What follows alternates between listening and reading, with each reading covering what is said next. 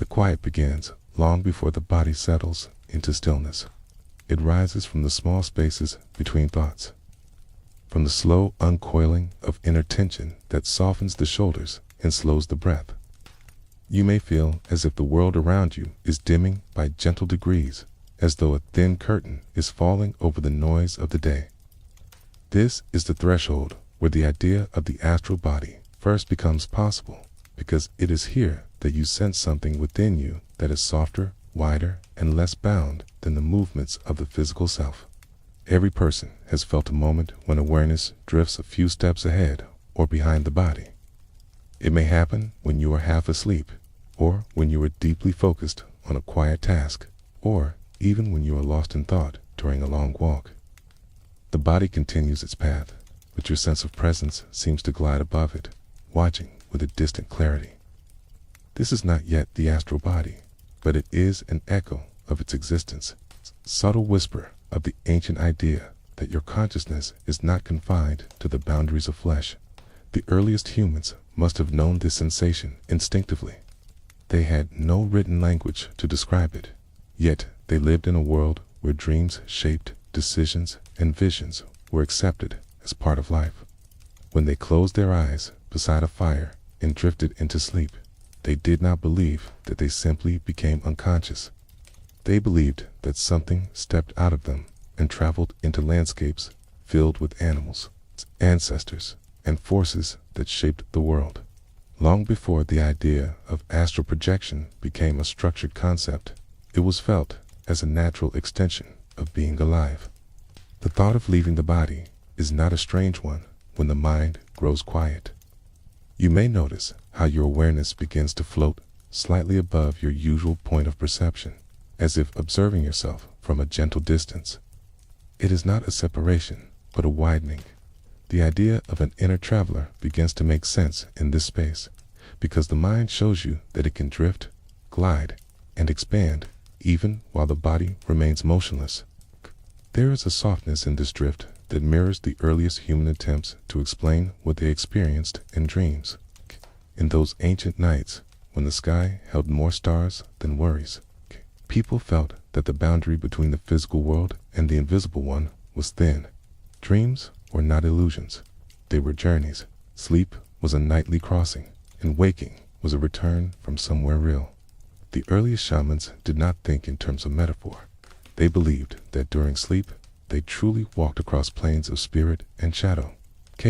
They understood the mind's ability to wander without the body, and they built entire cultural practices around this ability. The idea that your awareness can rise like a mist or separate like a faint echo is not meant to be accepted forcefully. It is meant to be sensed gently, the way a person senses the first shift in the wind at dusk. You might feel it now, a subtle awareness of something within you that extends beyond the muscles resting beneath the skin. As you breathe more slowly, this sensation spreads, and the mind becomes receptive to the idea that you hold more than one layer of presence. The physical body is a home, but it is not the entire self. If you lie down and close your eyes, you are not shutting down your existence. You are entering a space where your thoughts begin to loosen their boundaries. The strict order of wakefulness fades, and in its place arrives a more fluid state.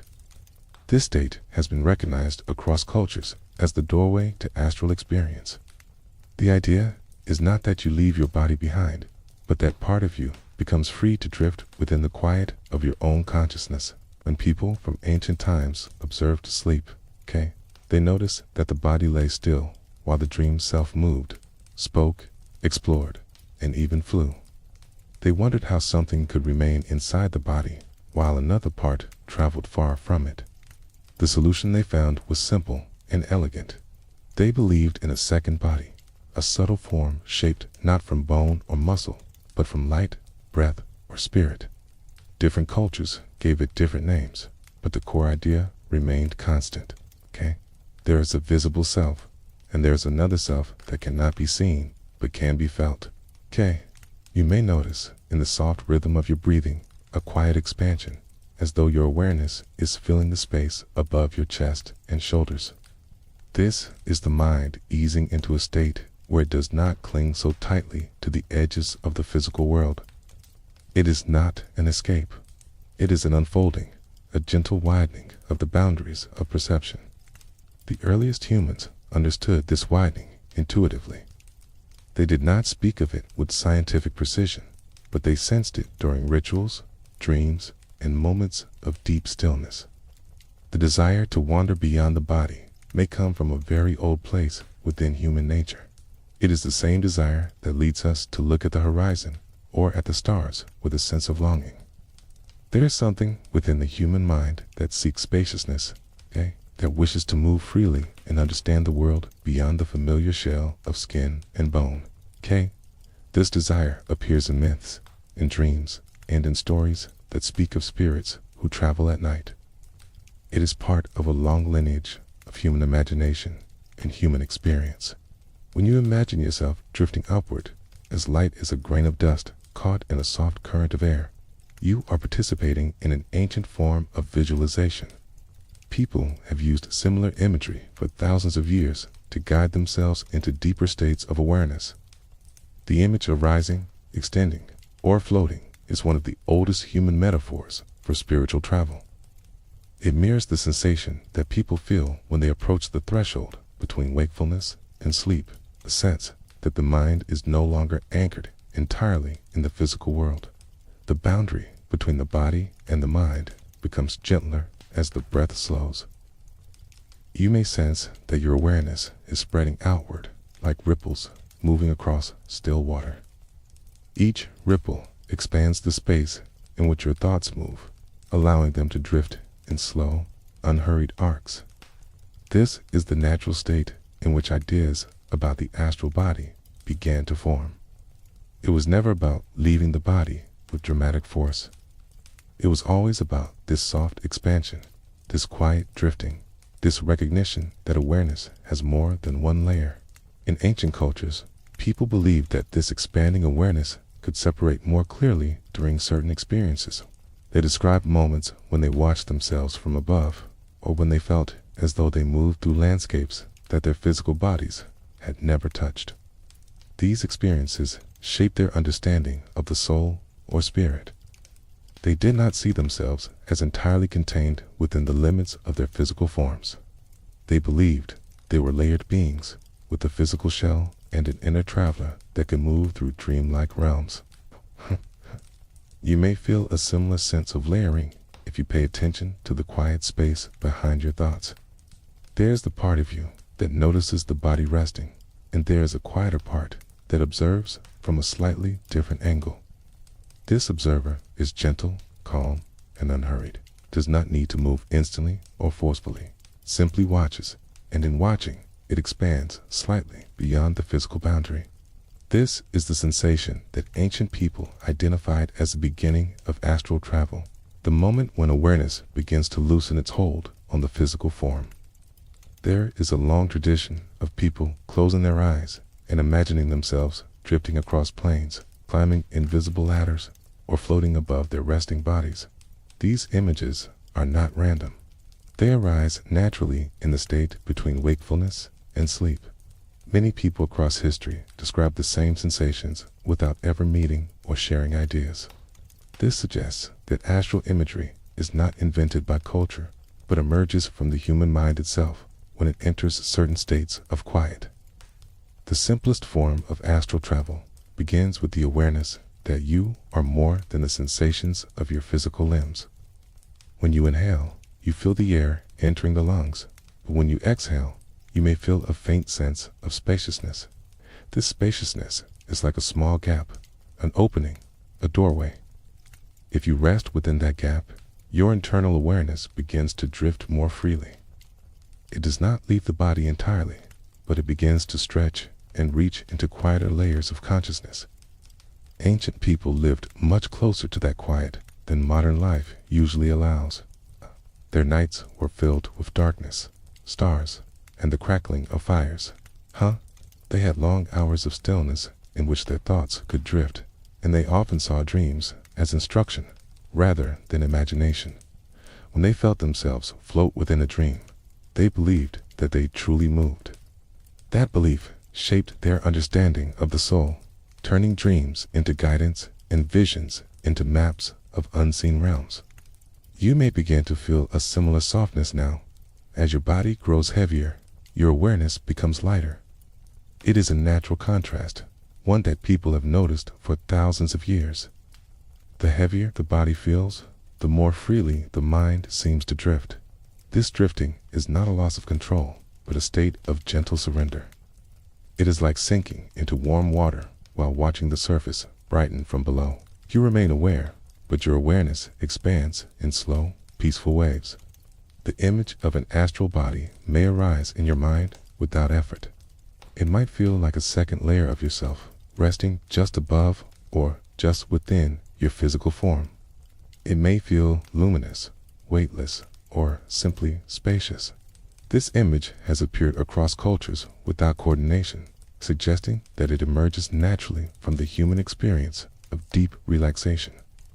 The astral body is not something you must force yourself to imagine, okay? It is a shape that your awareness takes when the mind quiets enough to perceive its own expansiveness, okay?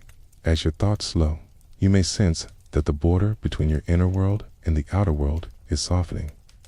This does not mean that you are leaving your body. It simply means that you are entering a state where awareness becomes more fluid. Ancient people believed that this fluidity allowed the spirit to travel. Whether or not you accept their interpretation, you can feel the truth of the sensation.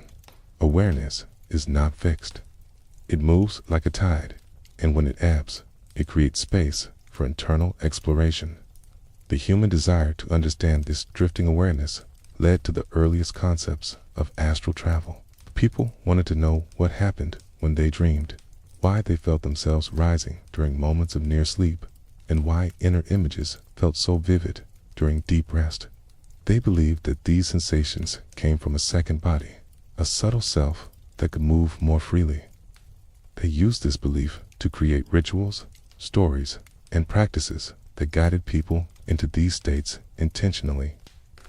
You do not need rituals to sense the quality of awareness that those early humans felt. You need only rest quietly, breathe softly, and allow the old instinct of drifting consciousness to emerge. It is a sensation as ancient as sleep itself. It begins with a widening, a softening, a gentle release. The body sinks, the awareness rises, and the mind begins to move through slow, quiet currents. These currents form the foundation of astral experience, a foundation shared across cultures and across centuries. As you drift deeper into stillness, you may feel that your awareness hovers just a little above your physical form. This is not a detachment. It is an expansion. It is the mind exploring its own spacious nature. The earliest humans did not explain it through complex philosophy. They simply accepted it as part of life. Their acceptance allowed them to explore the sensation with curiosity rather than fear. They learned to navigate it, to guide it, and to build meaning from it. In this quiet, you can begin to sense how the idea of an astral body formed. It is the recognition that your inner awareness can drift, widen, and move in ways the physical body cannot.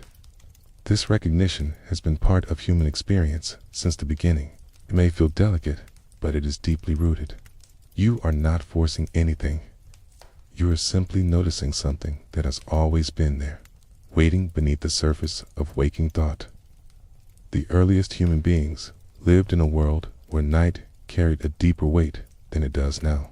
Without artificial light, darkness felt vast, almost alive, stretching across the open plains like a second sky laid beneath the first.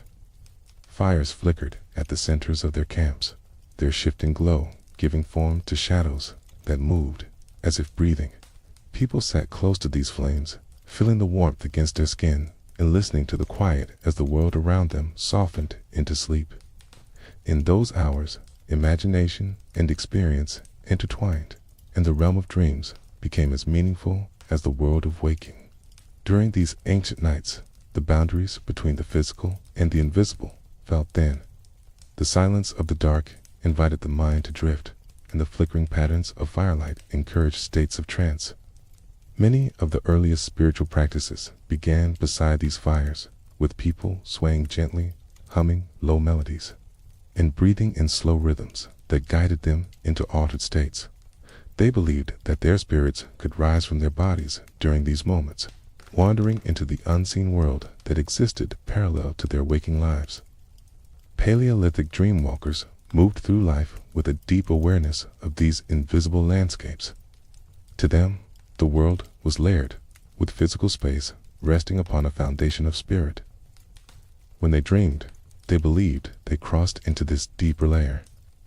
It was not seen as imagination, but as travel. They spoke of meeting animals and ancestors who existed beyond the reach of waking eyes. These experiences shaped their understanding of life, death, and the connection between the seen and unseen worlds. Cave paintings offer quiet evidence of how closely they linked dreams with reality. On rough stone surfaces, deep within the earth, they painted shapes that did not always resemble ordinary animals. Some appeared stretched, floating, or caught between states of form. Others had patterns swirling around them, as if wrapped in currents of wind or light. Archaeologists interpret these patterns as early attempts to portray mystical experiences. For ancient dreamwalkers, these paintings were not simply art. They were maps.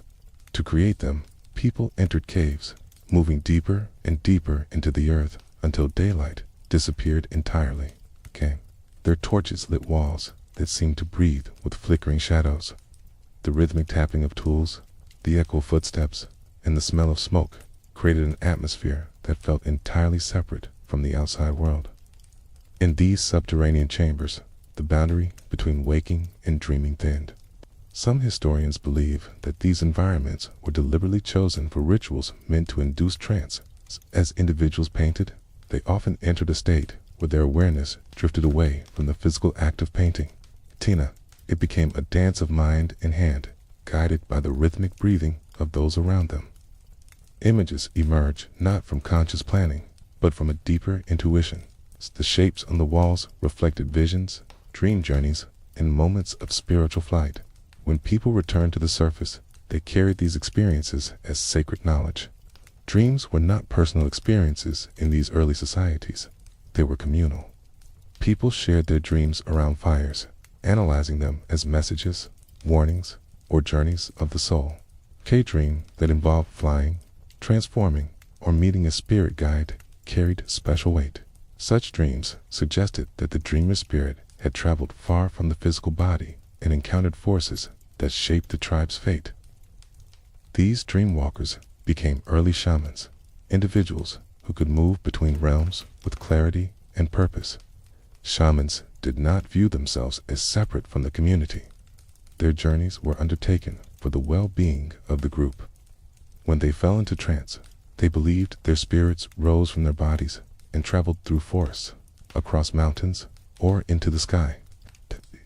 Their bodies remained still, but their awareness soared. They described these journeys with vivid detail, recounting landscapes and beings that others had never seen.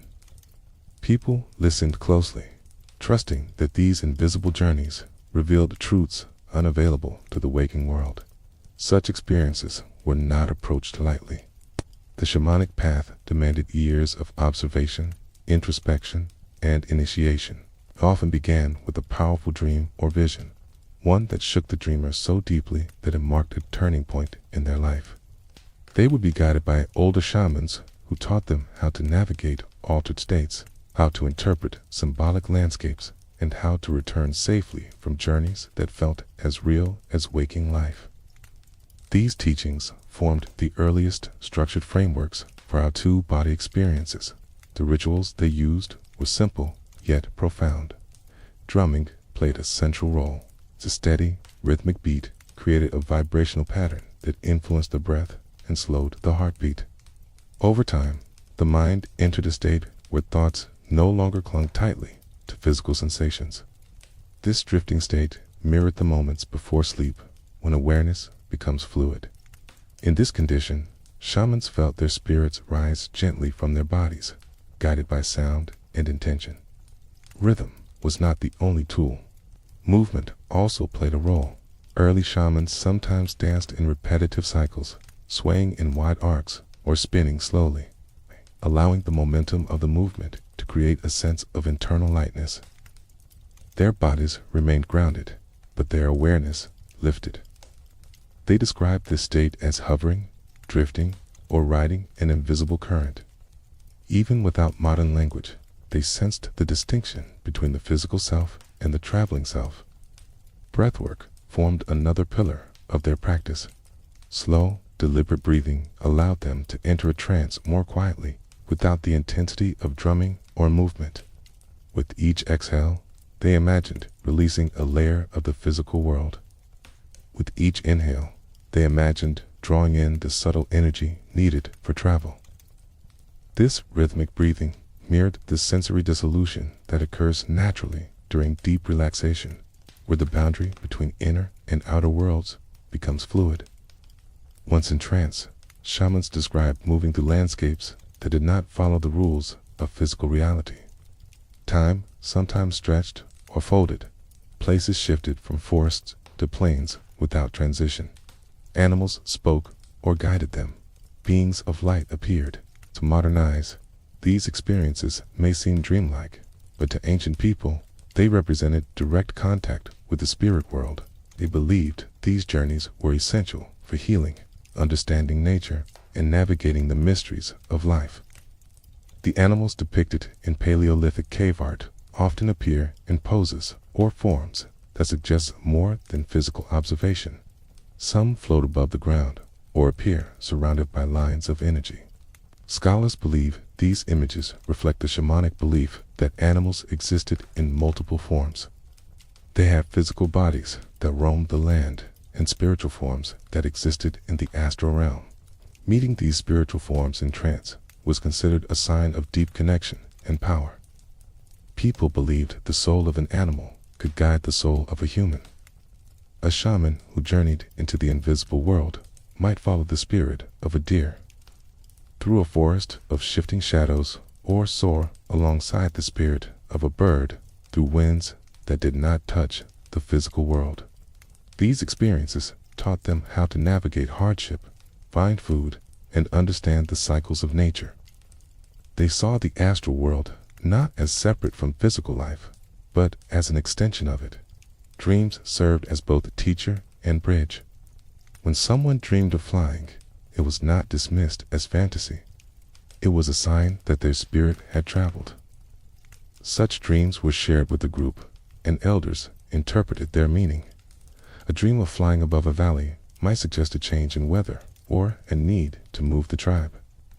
A dream of meeting an ancestor might reveal guidance or protection. People lived with the understanding that the spirit moved freely during sleep, gathering knowledge that the waking mind could interpret. The concept of a spirit leaving the body was therefore natural to them.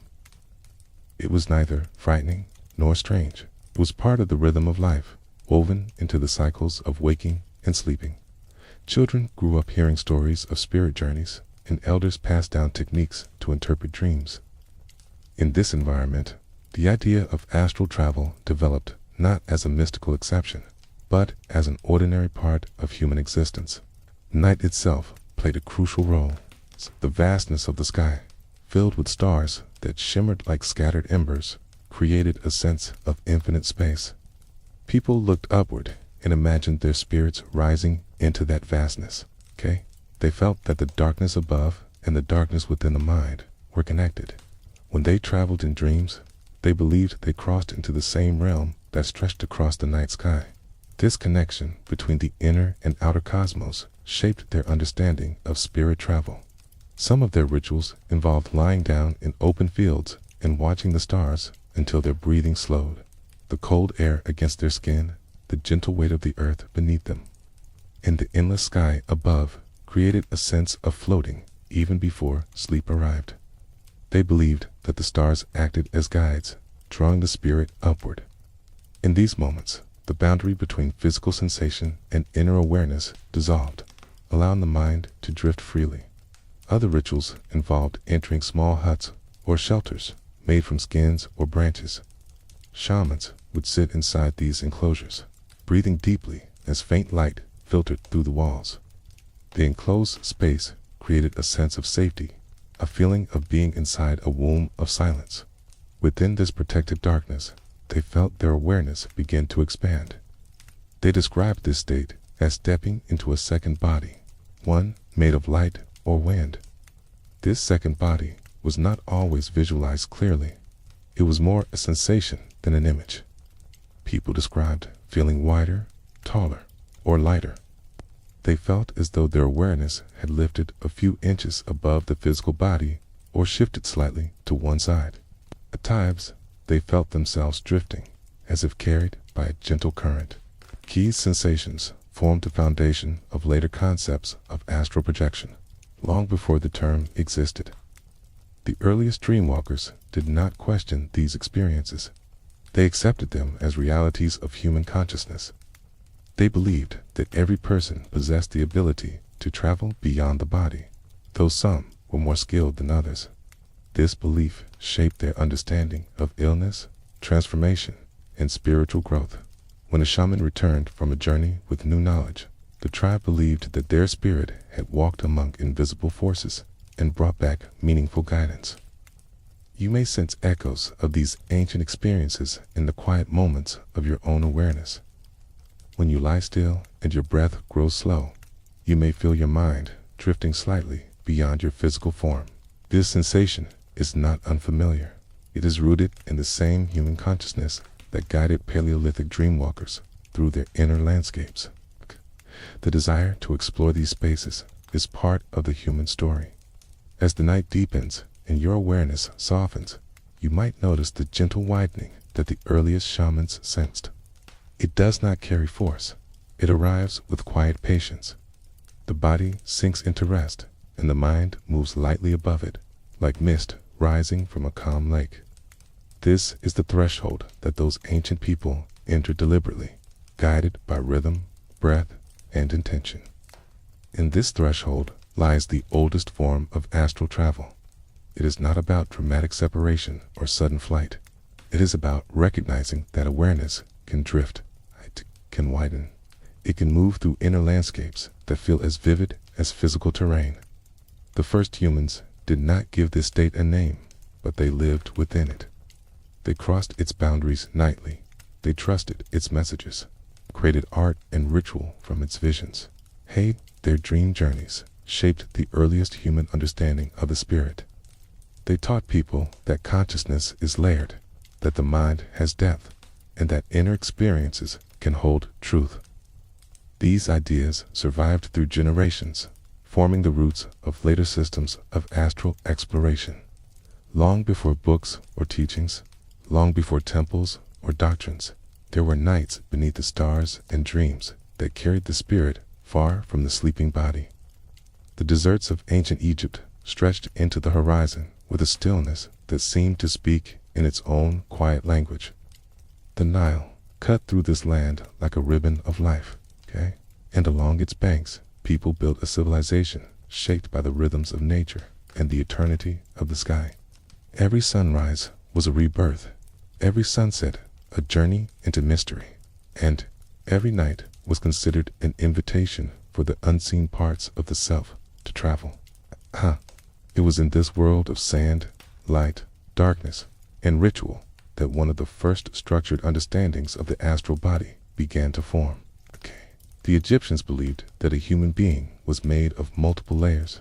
The physical body carried the weight of daily life, but within it lived forms that were far more delicate. One of these was the Ka, an aspect of the self that represented vitality, awareness, and presence. They believed the Ka stayed close to the body, yet moved freely when the person slept, meditated, or died. Another aspect, the Ba, was depicted as a human-headed bird. Tinity, identity, and the ability to journey.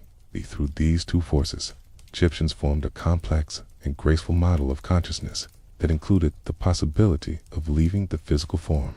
To them, the moment when the body rested was never simple. When the eyes closed and breathing slowed, they believed that the Ba rose gently, fluttering like a bird lifting from a branch.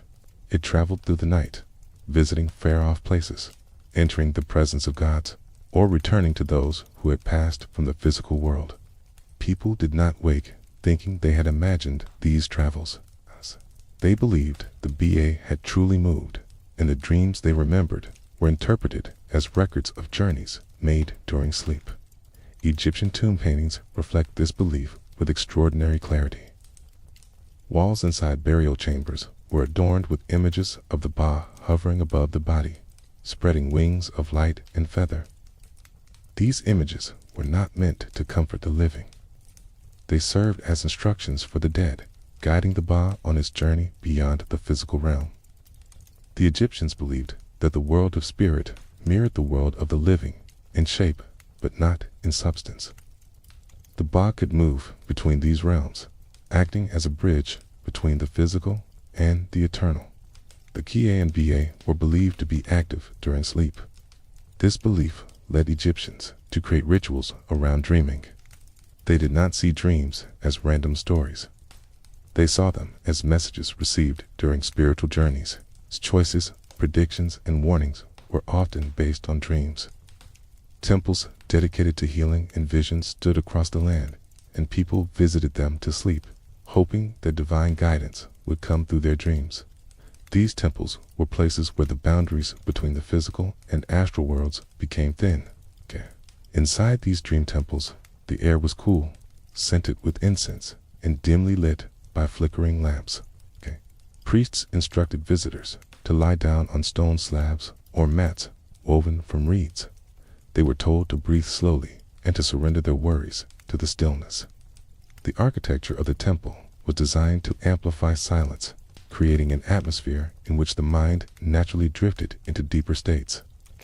People believed that as their bodies sank into rest, their Ba would rise and enter the presence of the gods, who would send visions that revealed truths. The belief in the Ba's mobility extended beyond dreaming. Egyptians thought that the Ba could travel even while a person was awake, especially during moments of reverence or deep contemplation.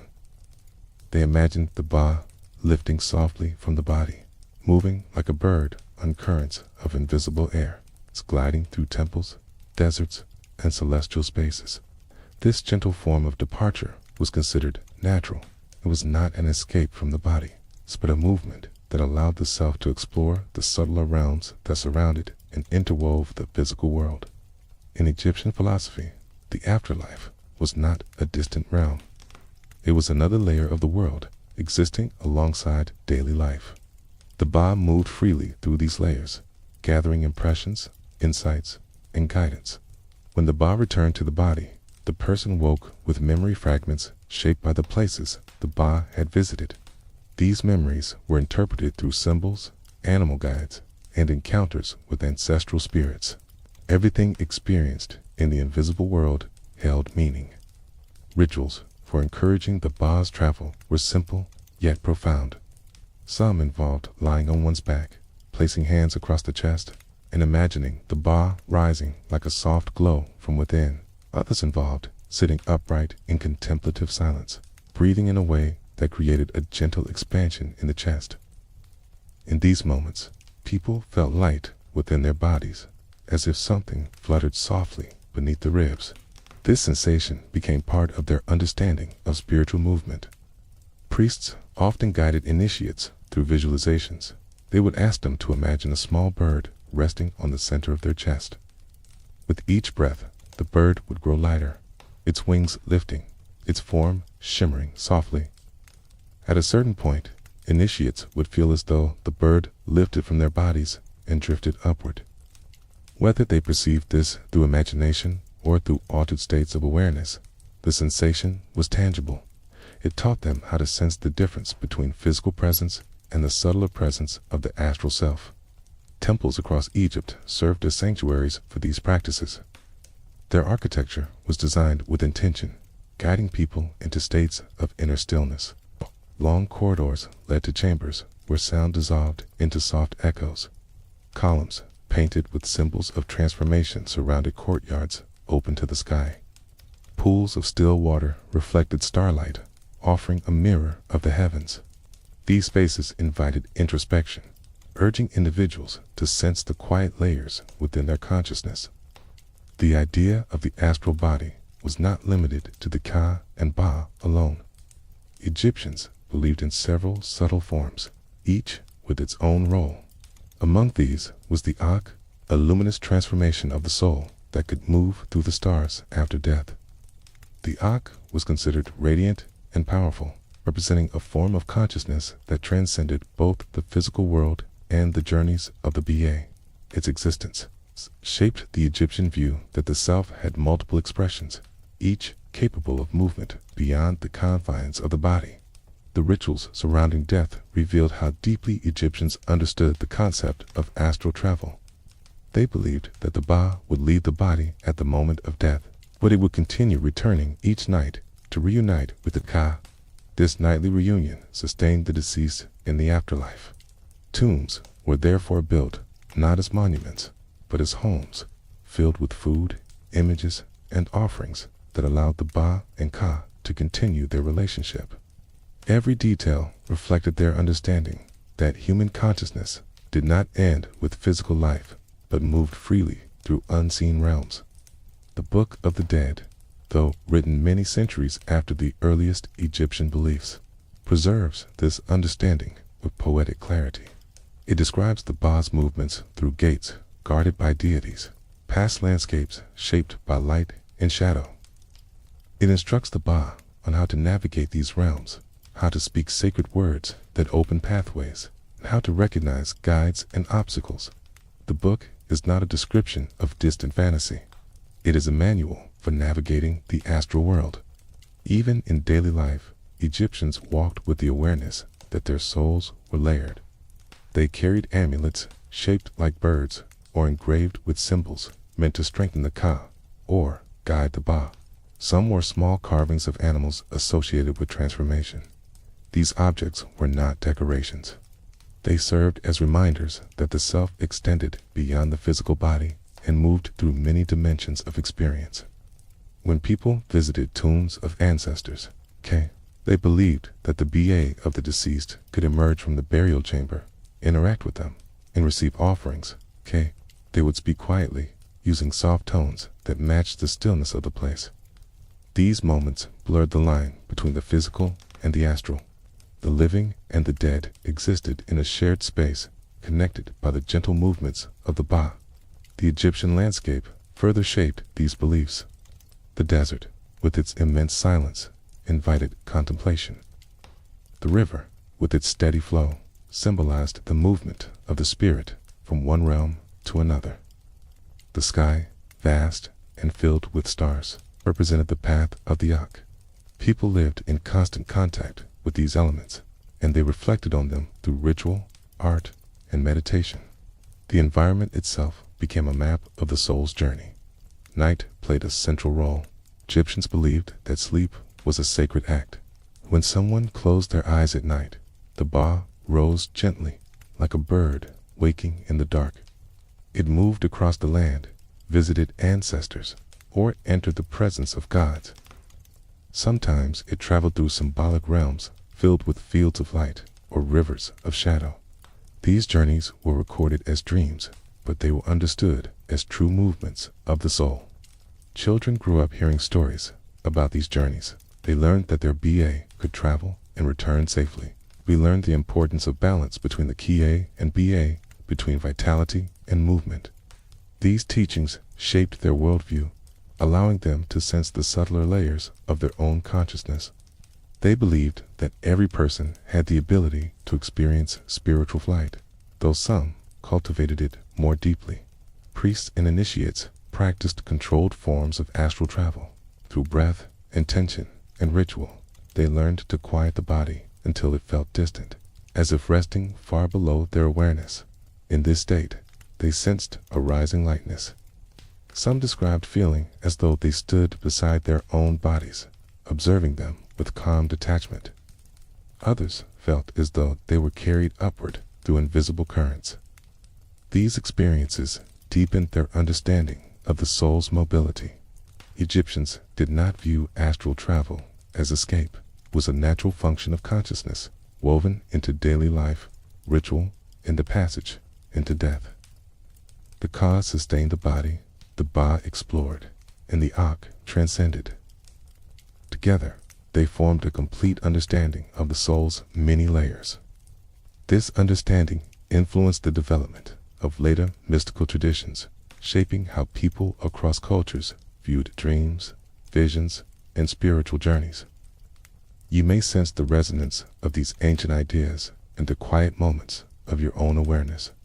When you feel your mind drift above your physical form, you are touching the same experience the Egyptians described through the movements of the Baye.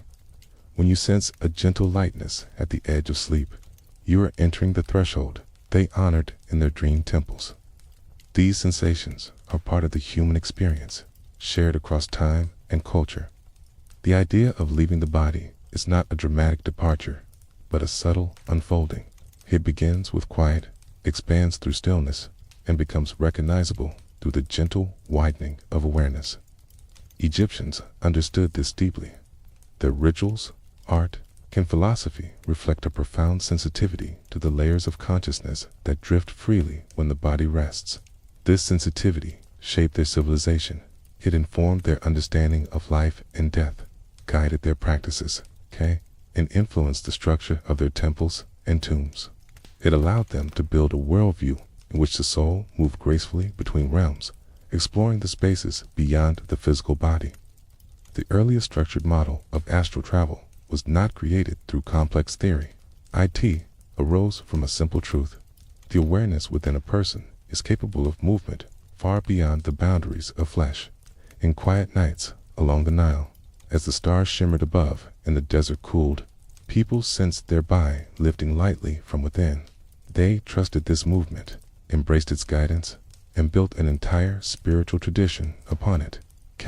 Their legacy remains, not only in stone monuments, but in the ancient intuition that the soul can wander gently into the unseen world.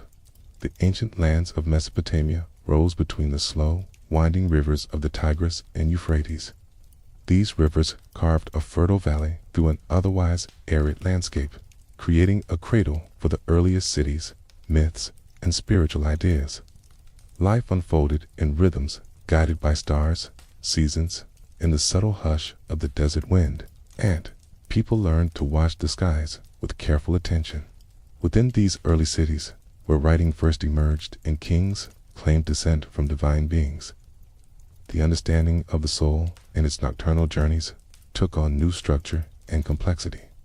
The Sumerians believed that every person was accompanied by a soul that had its own form of mobility. When the body rested at night, this soul wandered through realms shaped by gods and spirits.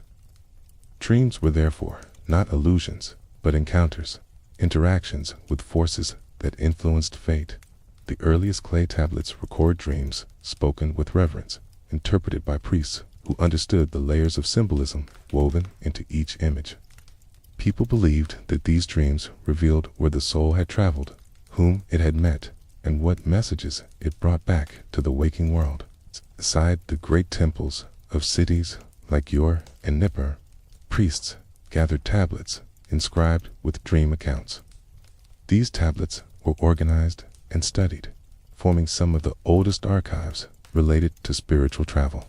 They describe dreams in which the dreamer flies, descends into the underworld, or meets divine figures who speak with clarity and authority. The priests who interpreted these dreams believed that the soul traveled during sleep, slipping from the physical body and moving into landscapes governed by supernatural laws. Dream interpretation became both a science and a sacred art. Priests memorized lists of symbols, omens, and patterns that revealed the meaning behind nocturnal journeys. A dream of water might signify purification or transition. A dream of flying could indicate that the soul had traveled beyond familiar boundaries. Symbols were not seen as random, They were messages from the realm into which the soul ventured each night. People approached these interpretations with trust, believing that the unseen world offered guidance for the living. The Babylonians built upon Sumerian ideas, deepening their understanding of spiritual travel. They believed the soul could be influenced by celestial forces. Stars were not distant balls of fire, but living entities, each with its own character, temperament, and domain. As the soul moved through the astral world, it passed through these celestial influences, absorbing impressions that shaped dreams. The night sky was therefore seen as a map for understanding the soul's movements. Kings often relied on dreams for making decisions. For embarking on a campaign or forming alliances, they sought the counsel of skilled dream interpreters who could read the pathways taken by the soul. King who dreamed of ascending a staircase toward a luminous being might receive encouragement. A dream of wandering aimlessly through a darkened city might be interpreted as a warning. These interpretations shaped policy, ritual, and the unfolding of empires. In the Epic of Gilgamesh, one of humanity's oldest surviving stories, dreams play a central role. Gilgamesh dreams of stars falling from the sky, of mountains collapsing, of beings approaching him with radiant presence. Each dream is interpreted by his companion Enkidu, who explains their meaning through symbolic language. These dreams are not portrayed as mental images. They are described as encounters with forces that exist outside the waking world. The soul moves through them, receiving guidance that shapes the narrative of the epic. Mesopotamians viewed the soul as capable of subtle separation from the body, especially during sleep or trance. Their rituals often involved inducing states of quiet receptivity. Priests or diviners would sit in silence, breathing slowly, allowing their awareness to drift. They believed that in these states the soul could rise gently, moving beyond the constraints of the physical form. Once it reached the astral world, it could meet deities, ancestors, or spiritual messengers who conveyed knowledge. The ziggurats, with their tiered structure rising above the city, symbolized the ascent of the soul. Each level represented a step closer to the divine realm. People believed that during sleep, their souls climbed these invisible steps, passing through thresholds guarded by celestial beings. At the top of the structure lay a sacred space where communication with the gods became possible. This architectural symbolism reflected a profound understanding of the soul's upward movement during spiritual journeys. Divination rituals were closely linked to this understanding of the soul's mobility. When a priest entered a trance, he described sensations of floating, rising, or moving through corridors of light and shadow. These descriptions matched the sensations often associated with astral travel. The priest's body remained still, but his awareness roamed. When he returned, he spoke of what he encountered with the same certainty as someone who had walked through a physical landscape. One method of inducing trance involved gazing into bowls filled with water or oil.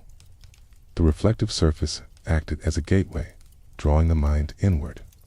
As the priest stared into the dark liquid, he breathed deeply, allowing his awareness to soften. The surface of the water seemed to shimmer, and shapes appeared within it, guiding his consciousness into deeper layers of perception. K believed his soul slipped gently through that reflective veil, traveling into the realm of spirits and returning with messages. Another practice involved listening to rhythmic chanting. The cadence of the chant lulled the mind into a state between wakefulness and sleep. In this liminal place, the soul felt lighter, more capable of movement.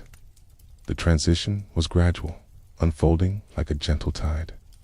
The physical body remained grounded, but the inner self drifted, free from the weight of ordinary thought.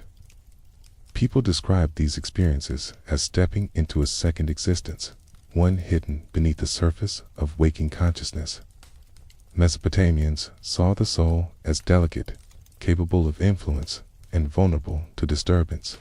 They believed that negative forces could obstruct its movement or alter its path.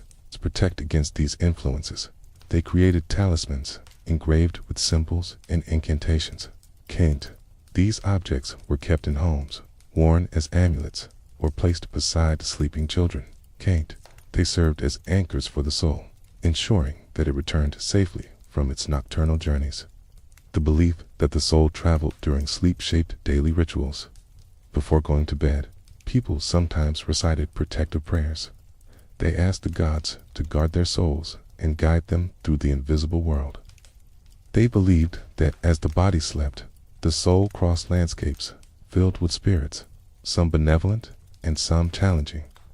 These prayers created a sense of safety, allowing the mind to drift into sleep with trust and openness. Dream incubation was a practice shared across the region. People seeking answers would sleep in sacred spaces, believing that their souls would travel into the presence of divine beings. These places were designed to evoke stillness, with soft light, cool air, and chants that echoed like distant currents. As people settled into sleep, they felt the boundaries of their bodies fade. Their souls rose, drifting through the sanctuary, guided by intention and aspiration. The idea that the soul could return with knowledge shaped the way people understood wisdom. A wise person was not simply intelligent. A wise person was someone whose soul traveled far, who returned with insights from the invisible realms. Wisdom was therefore both spiritual and experiential. It required movement through landscapes that the physical body could never reach. In Babylonian astrology, the heavens formed a vast map of spiritual movement. Each constellation represented a cluster of energies through which the soul passed during sleep. Priests studied the night sky, charting the positions of stars and planets. They believed that these celestial forces influenced the soul's nocturnal path. The soul drifted through these zones like a traveler, moving through cities, each with its own atmosphere and lessons. The journey of the soul during sleep was considered part of the natural order. People lived with the understanding that every night offered an opportunity for spiritual exploration. Sleep was not a withdrawal from life. It was an extension of life into another realm. The soul gathered impressions, messages, and warnings, returning to the body at dawn with experiences that shaped waking decisions. In their mythology, gods themselves traveled through the invisible realms. Deities descended into the underworld, ascended into the heavens, and moved through the world of humans. These movements reflected the journeys of the human soul. When people dreamed of following a god or witnessing a divine event, they believed their souls had entered the path of the deity. Such dreams were seen as signs of favor or guidance. The underworld played a significant role in Mesopotamian belief. It was not a place of punishment, but a realm through which the soul could travel. Some dreams described descending into dark valleys or shadowed halls. These were interpreted as journeys into the underworld, a necessary part of spiritual understanding. People believed that the soul needed to visit both light and shadow to grow. Even in daily activities, the concept of a traveling soul was present. People took care to treat the body gently, believing that damage or illness could affect the soul's ability to move freely. They used healing practices that combined physical remedies with spiritual techniques, addressing the needs of both body and soul. The connection between physical and astral health was integral to their worldview. Priests and shamans often described the sensation of the soul rising from the body as a gentle lifting, like mist rising from a pond. They felt themselves drift upward, moving through layers of silence. Their descriptions matched those found in many cultures, suggesting a universal experience of awareness loosening its attachment to the physical form. In quiet rooms lit by oil lamps, these practitioners guided others into states where they could sense their own souls moving. They taught them to breathe slowly, to listen to the silence between breaths, and to allow their thoughts to dissolve into softness. When people entered these states, they often described feeling weightless, as though floating above their bodies. Some felt they had stepped into a dream while still awake. Night after night, people lived out these experiences, creating a culture where astral travel was accepted as a natural part of human existence. They believed that the soul was not confined by physical boundaries. It could drift through invisible landscapes, meet divine beings, and bring back wisdom that shaped life. As your mind settles into quiet, you may sense a faint echo of these ancient beliefs, the gentle widening of awareness, the subtle drifting above the body, the soft dissolution of boundaries between thought and space. These sensations are timeless. They belong to humanity itself, shared across ages and cultures. In the lands shaped by the first cities, the idea of astral travel took root. It grew through dreams, rituals, and the careful observation of the soul's movements. It was woven into the fabric of life, reminding people that consciousness was not limited to the physical body. It moved freely, softly, quietly, exploring realms that lay beyond the reach of waking eyes.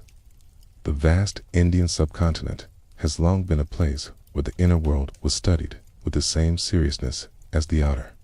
Its forests, mountains, and riverbanks became sanctuaries for seekers who listened not to the noise of the world, but to the quiet hum beneath it. In these landscapes, long before formal schools of philosophy were built, people sat in silence and observed their own breath, their thoughts, and the mysterious sensation of awareness moving within and beyond the body. It was here that one of the deepest and most detailed understandings of the subtle self emerged. The earliest Vedic seers felt that the human being was composed of multiple layers, each more delicate than the one beneath it. These layers were called koshas, sheaths of consciousness that wrapped around the core of the self. The physical body was only the outermost layer, a vessel that held deeper worlds within it. Beneath it existed layers made of breath, mind, intuition, and pure awareness. These sheaths were not abstract ideas. They were lived experiences, felt during meditation, breathwork, and the quiet, drifting moments that hovered between wakefulness and sleep. As these seers sat beside fires or beneath banyan trees, they noticed how breath shaped awareness. When the breath was erratic, the mind wandered. When it slowed, the inner world opened like a calm pool. Within this stillness, they perceived a subtle sense of movement, as if something within them began to lift. It was not the body that moved, but a softer presence, a part of consciousness that felt spacious and unbound. They recognized this presence as the subtle body, a form that could drift free from the limitations of flesh. The Upanishads, composed by seekers who devoted their lives to exploring the nature of consciousness, speak of the self that travels during sleep. They describe the person who closes their eyes and enters a world that is familiar yet transformed. The sleeping individual lies still, but the inner self roams through landscapes shaped by thought, memory, and deeper forces. This roaming self is portrayed as real as a waking experience, sees, hears, journeys, and returns. The Upanishads insist that these journeys are not illusions, but expressions of a subtle aspect of consciousness. In these ancient texts, the dreamer is said to create worlds and travel through them, engaging with beings and experiences that shape understanding. When the dreamer wakes, the inner self returns to the physical body, carrying impressions from its journey. These impressions influence waking life. They inform decisions, reveal hidden fears, and illuminate truths that the rational mind might overlook. For the sages who composed these teachings, the wandering self in dreams was an early glimpse into the deeper potential of astral travel. The concept of prana, the vital force that flows through all living beings, played a central role in shaping this understanding. Prana was seen not only as the energy that animates the body, but as the current that moves through the subtle layers of the self. When prana flowed freely, consciousness expanded. When it became blocked, awareness contracted. Through meditation and specific physical postures, practitioners learned to guide prana, creating conditions in which the subtle body could rise or move beyond the constraints of the physical world. Yogic traditions developed techniques to explore these states. Practitioners would sit with straight backs, steady gazes, and rhythmic breathing, allowing their awareness to drift inward. Some describe feeling as though they rose gently from their bodies, floating above their seated forms. Others felt themselves expanding outward, becoming larger than the room, the forest, or the sky. Some sensed a delicate body of light unfolding from within, shimmering at the edges of perception. This experience was not forced. It arose naturally when breath and mind settled into harmony. Meditation became a doorway to this inner movement. In deep meditation, practitioners reported sensations of floating, of dissolving into space, or of watching their own bodies from above. These descriptions echo the sensations associated with astral projection in many cultures. For the yogis, these experiences were signs that the subtle body was awakening and moving freely. They believed that this movement allowed them to explore realms beyond ordinary perception, places filled with insight, clarity, and spiritual presence. The subtle body was described with great detail. It contained channels of energy called nadis, which spread through the body like rivers branching from a vast source. At the intersections of these channels were chakras, points of energy that pulsed with potential. When these points awakened, practitioners felt currents rising through the spine, lifting awareness with them. In advanced states, they felt as though they were moving upward through their own bodies, passing through layers of light and sensation, entering spaces that felt unbound by physical structure. These experiences were not regarded as fantasies. They were considered steps on the path toward understanding the true nature of the self. Yogic masters taught that the physical body was a temporary expression, but the subtle body was capable of journeying through realms of thought, energy, and spirit. With practice, the wandering subtle body could reach states of profound clarity where the boundaries between self and universe dissolved. As these ideas spread, people began to see dreams as messages from deeper layers of the self. Dreams were not dismissed as random. They were viewed as movements of the subtle body, guided by prana and shaped by past experiences, desires, and spiritual forces.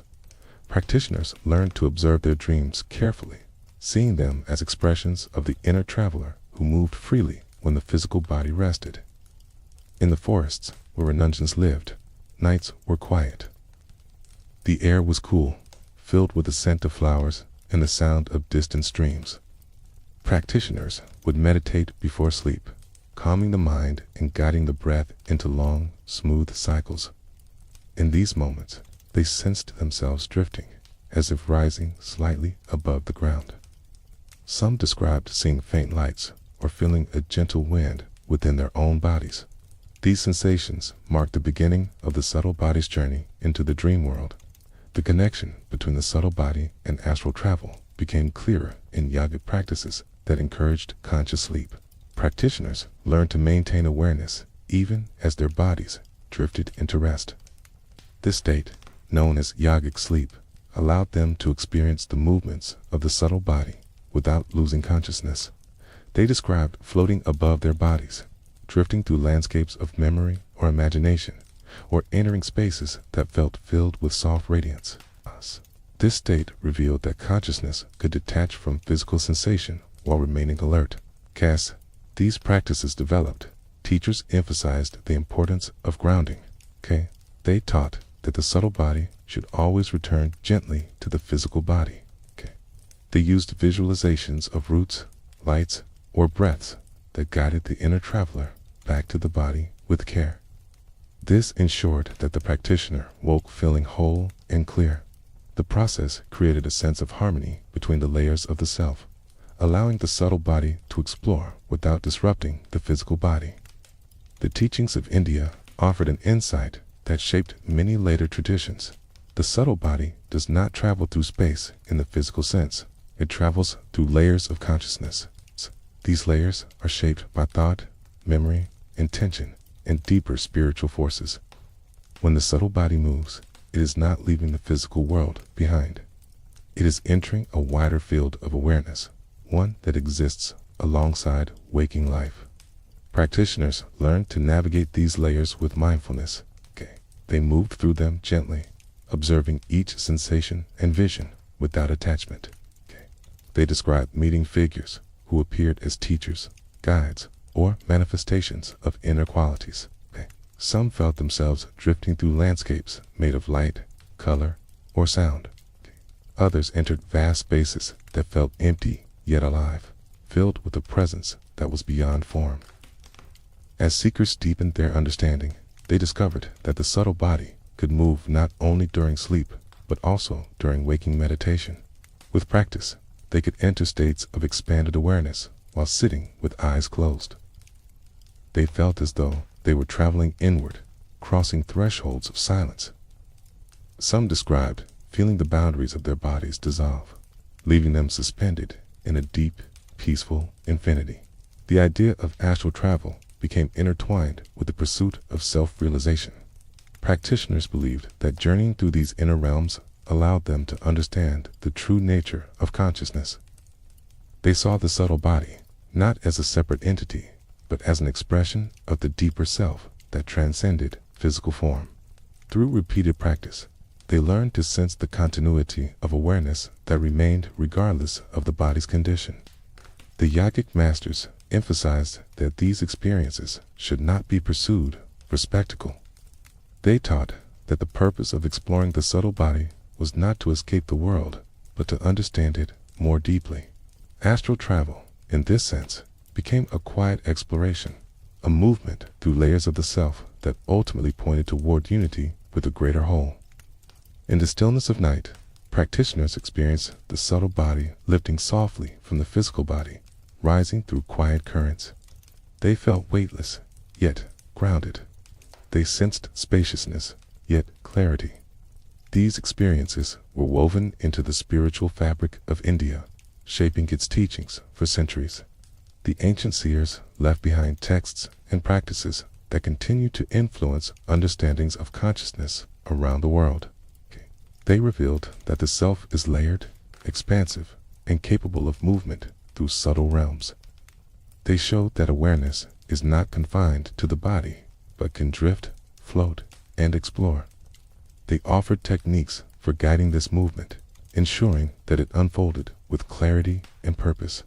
You may sense a reflection of these teachings within your own quiet moments. When your breath slows and your thoughts loosen, you may feel the gentle widening that yogic masters described. When you drift into sleep with awareness, you may touch the state in which the subtle body moves freely.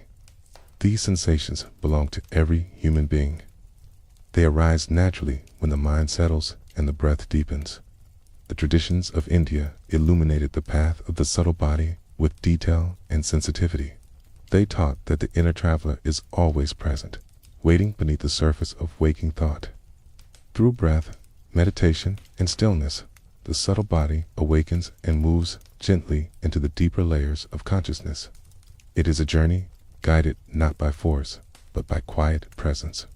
The landscape of ancient China unfolded in broad strokes of mountain, river, and mist, creating a world where stillness and movement existed together in delicate balance. Villages rested among bamboo groves that rustled softly in the wind, and vast plains stretched beneath skies painted with hues of dawn and dusk. The people who lived in this environment observed nature with profound attention, believing that the rhythms of the world were mirrored within the rhythms of the human spirit. From this harmony between inner and outer worlds, their understanding of the wandering soul began to grow.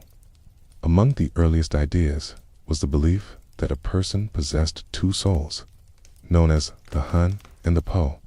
The po was tied to the body, grounding life within flesh and bone. The hun, however, belonged to the realm of movement and light. It was capable of rising, drifting, and traveling when the physical body entered sleep. This belief shaped the foundation of Chinese spiritual thought, revealing that consciousness had layers that could separate gently without harm.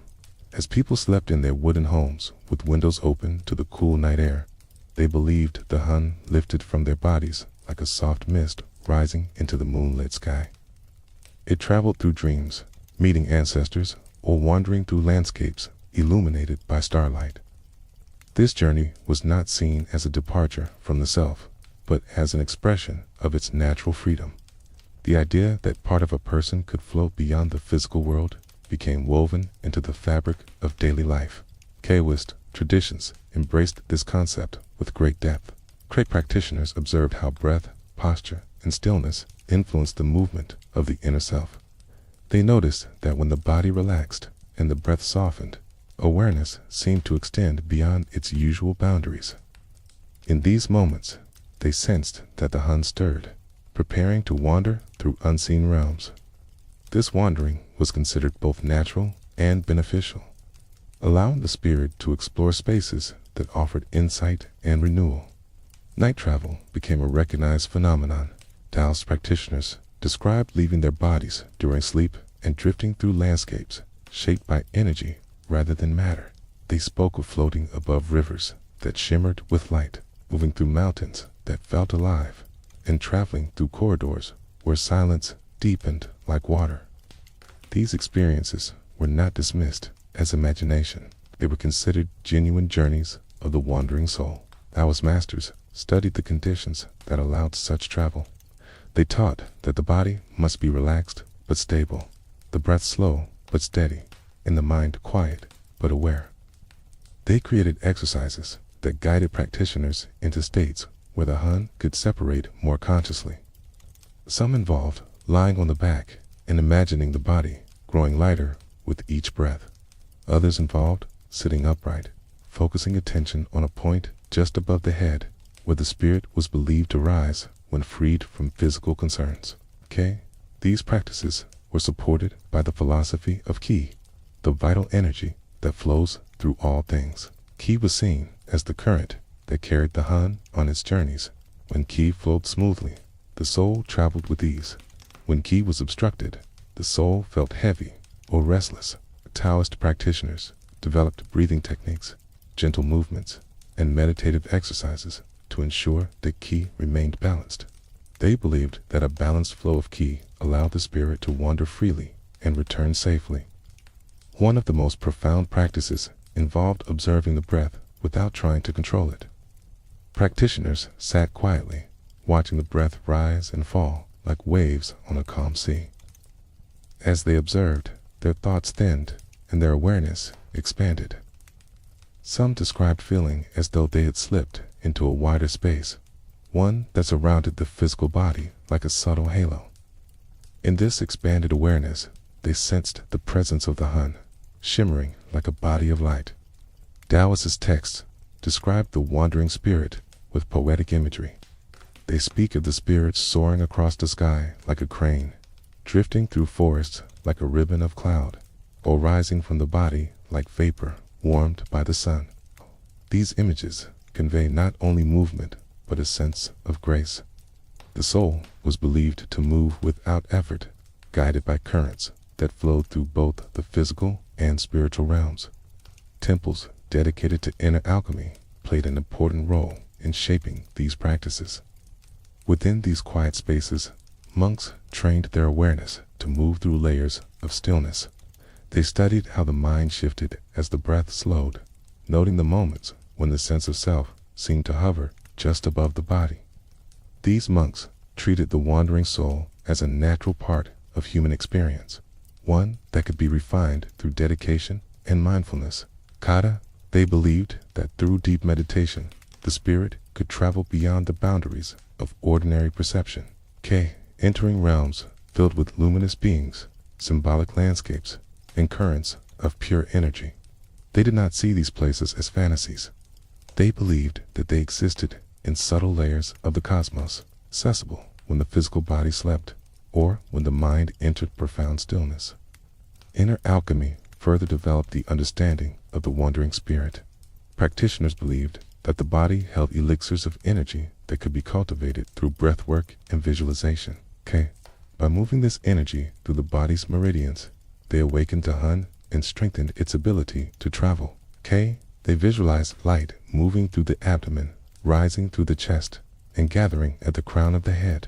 When the light felt concentrated and clear, they sensed the spirit preparing to lift.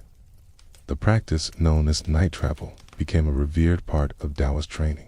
Its practitioners lay on mats made of reeds or silk, hands resting gently on their lower abdomen, where Qi gathered like a quiet pool.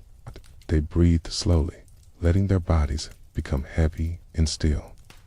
As the breath deepened, they felt a soft warmth spreading through their bodies, followed by a gentle lightness around the head. In this lightness, they felt the Hun stirring, rising like smoke. They described the moment of separation as a shift in perspective. The physical body felt distant, like something resting peacefully below them. Their awareness floated above it, unburdened by weight or sensation. They drifted upward, guided by intention rather than physical motion. Some practitioners spoke of moving through the roof of their home without resistance, rising into the night sky, where stars shimmered like guardians. From this vantage point, the world felt different.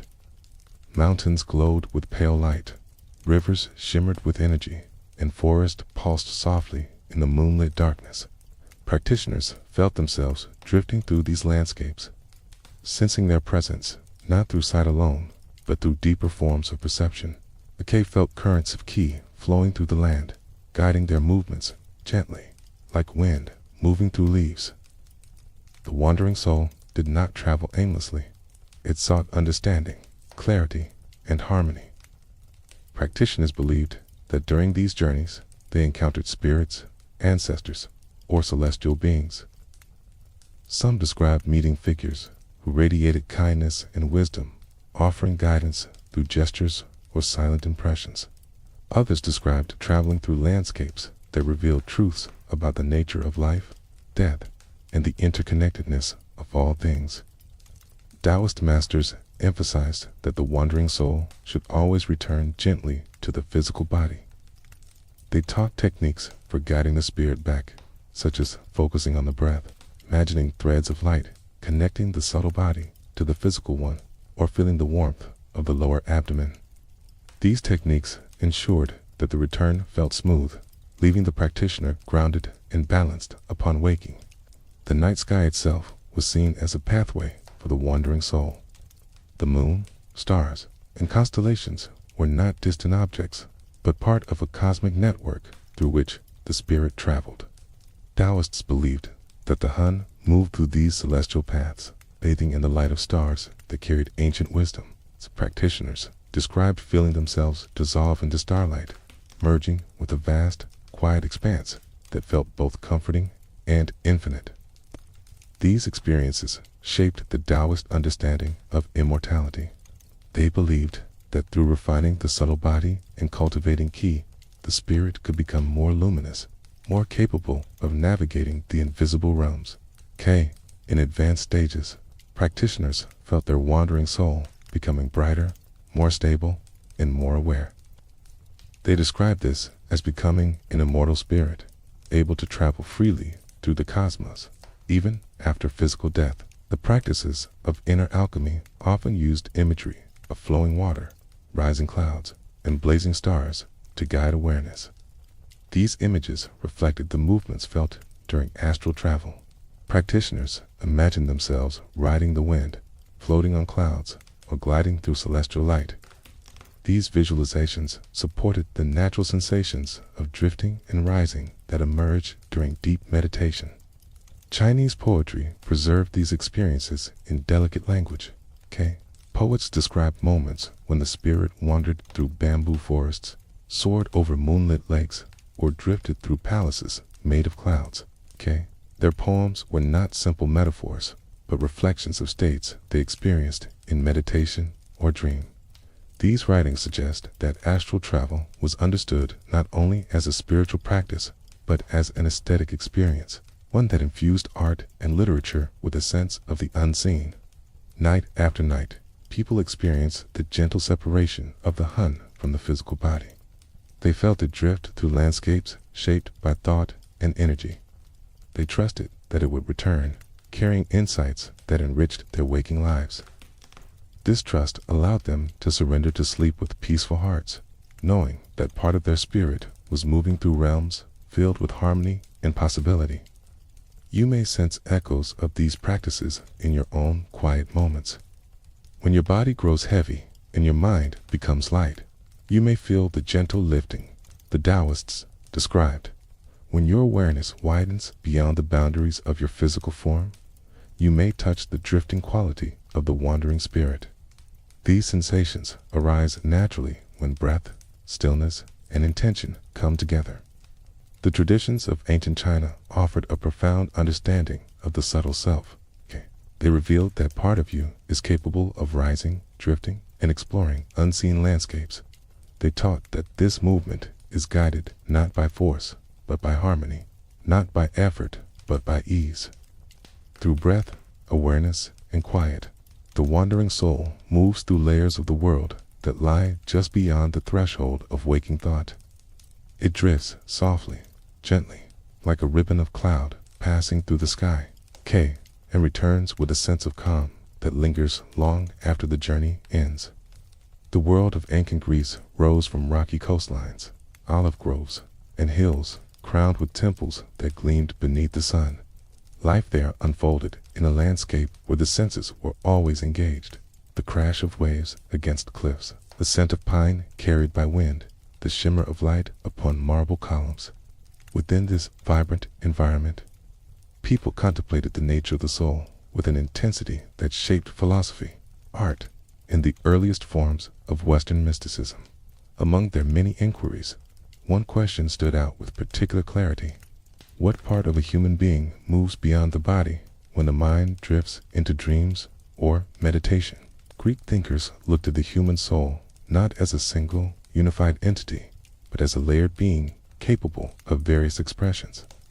Some layers were tied to physical sensation, others to emotion, and others still to reason and contemplation. Beyond these lay a subtle, luminous aspect that could detach from physical constraints. This part of the self fascinated philosophers and mystics alike, and they considered it responsible for the experiences of traveling during dreams, visions, and moments of profound insight. The mystery schools that dotted Greece offered structured paths for exploring these layers of the self. Students entered temples dedicated to gods associated with transformation, light, and rebirth. They participated in rites that guided the mind toward states where the subtle self could be perceived. These rituals often took place at night, when silence spread like a veil over the land and the boundaries between waking and dreaming thinned. Participants believed that in these sacred spaces they could access realms invisible to ordinary sight. In the Orphic tradition, the soul was seen as a divine spark encased in the physical body. This spark longed to return to its celestial origins and was believed to wander during dreams or moments of ecstatic vision. Orphic practitioners used music, poetry, and symbolic imagery to awaken the soul's memory of its origins. They described the soul as a winged entity capable of soaring through the unseen world. Dreams were considered glimpses of the soul's flight, revealing its journey through realms shaped by cosmic forces. One of the most influential understandings of the soul emerged from the teachings attributed to Pythagoras. The Pythagorean community believed in the harmony of the cosmos, a harmony that echoed within the human being. They practiced silence, meditation, and controlled breathing to attune themselves to this harmony. During these practices, some described feeling as though they drifted beyond their bodies, moving through spaces filled with subtle vibrations. These experiences reinforced their belief that the soul was distinct from the physical body and capable of travel. Plato expanded these ideas through his dialogues, presenting the soul as an immortal entity that pre-existed the body and survived its departure. He described the soul as divided into layers, each with its own nature and purpose. In his writings, dreams and visions were not dismissed as illusions, but seen as moments when the soul accessed truths obscured during waking life.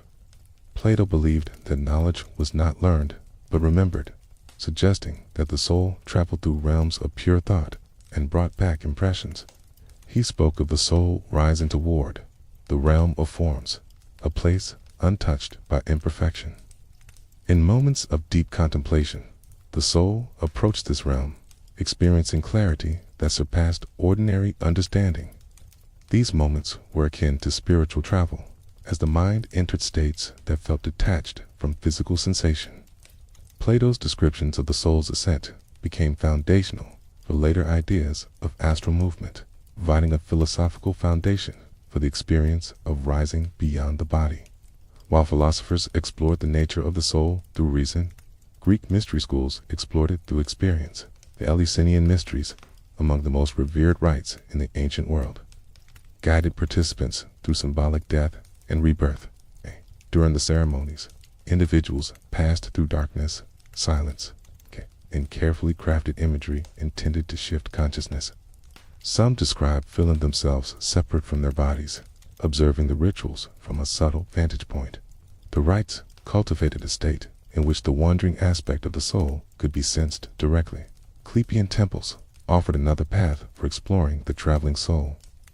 These healing sanctuaries invited people to sleep within chambers dedicated to Asclepius, the god of medicine.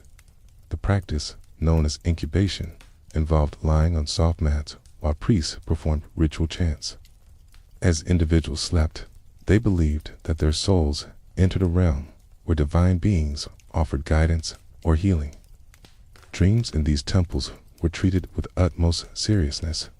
The visions experienced there were recorded, interpreted, and cherished as messages that arose from journeys of the soul.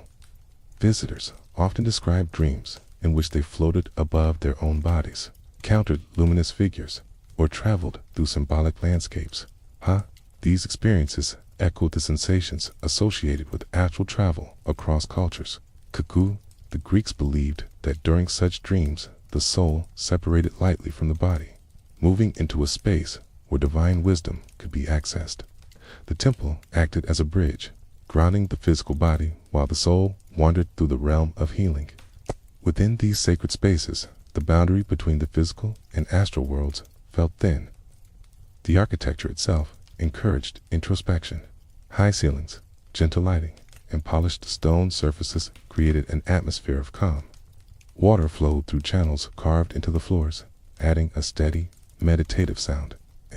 People entered these spaces not merely to rest, but to shift their state of being, preparing for moments when the soul's mobility could be sensed. Greek myths reflected a deep understanding of spiritual travel. Heroes descended into the underworld, ascended to the heavens, or visited distant realms through states resembling dreams or trances. These journeys were not portrayed as physical. They were presented as movements of the soul. When Orpheus traveled into the realm of the dead, he did so through inner vision. When Hermes guided souls, he moved through dimensions invisible to ordinary sight. These stories reflected a cultural belief that consciousness could move independently of the body.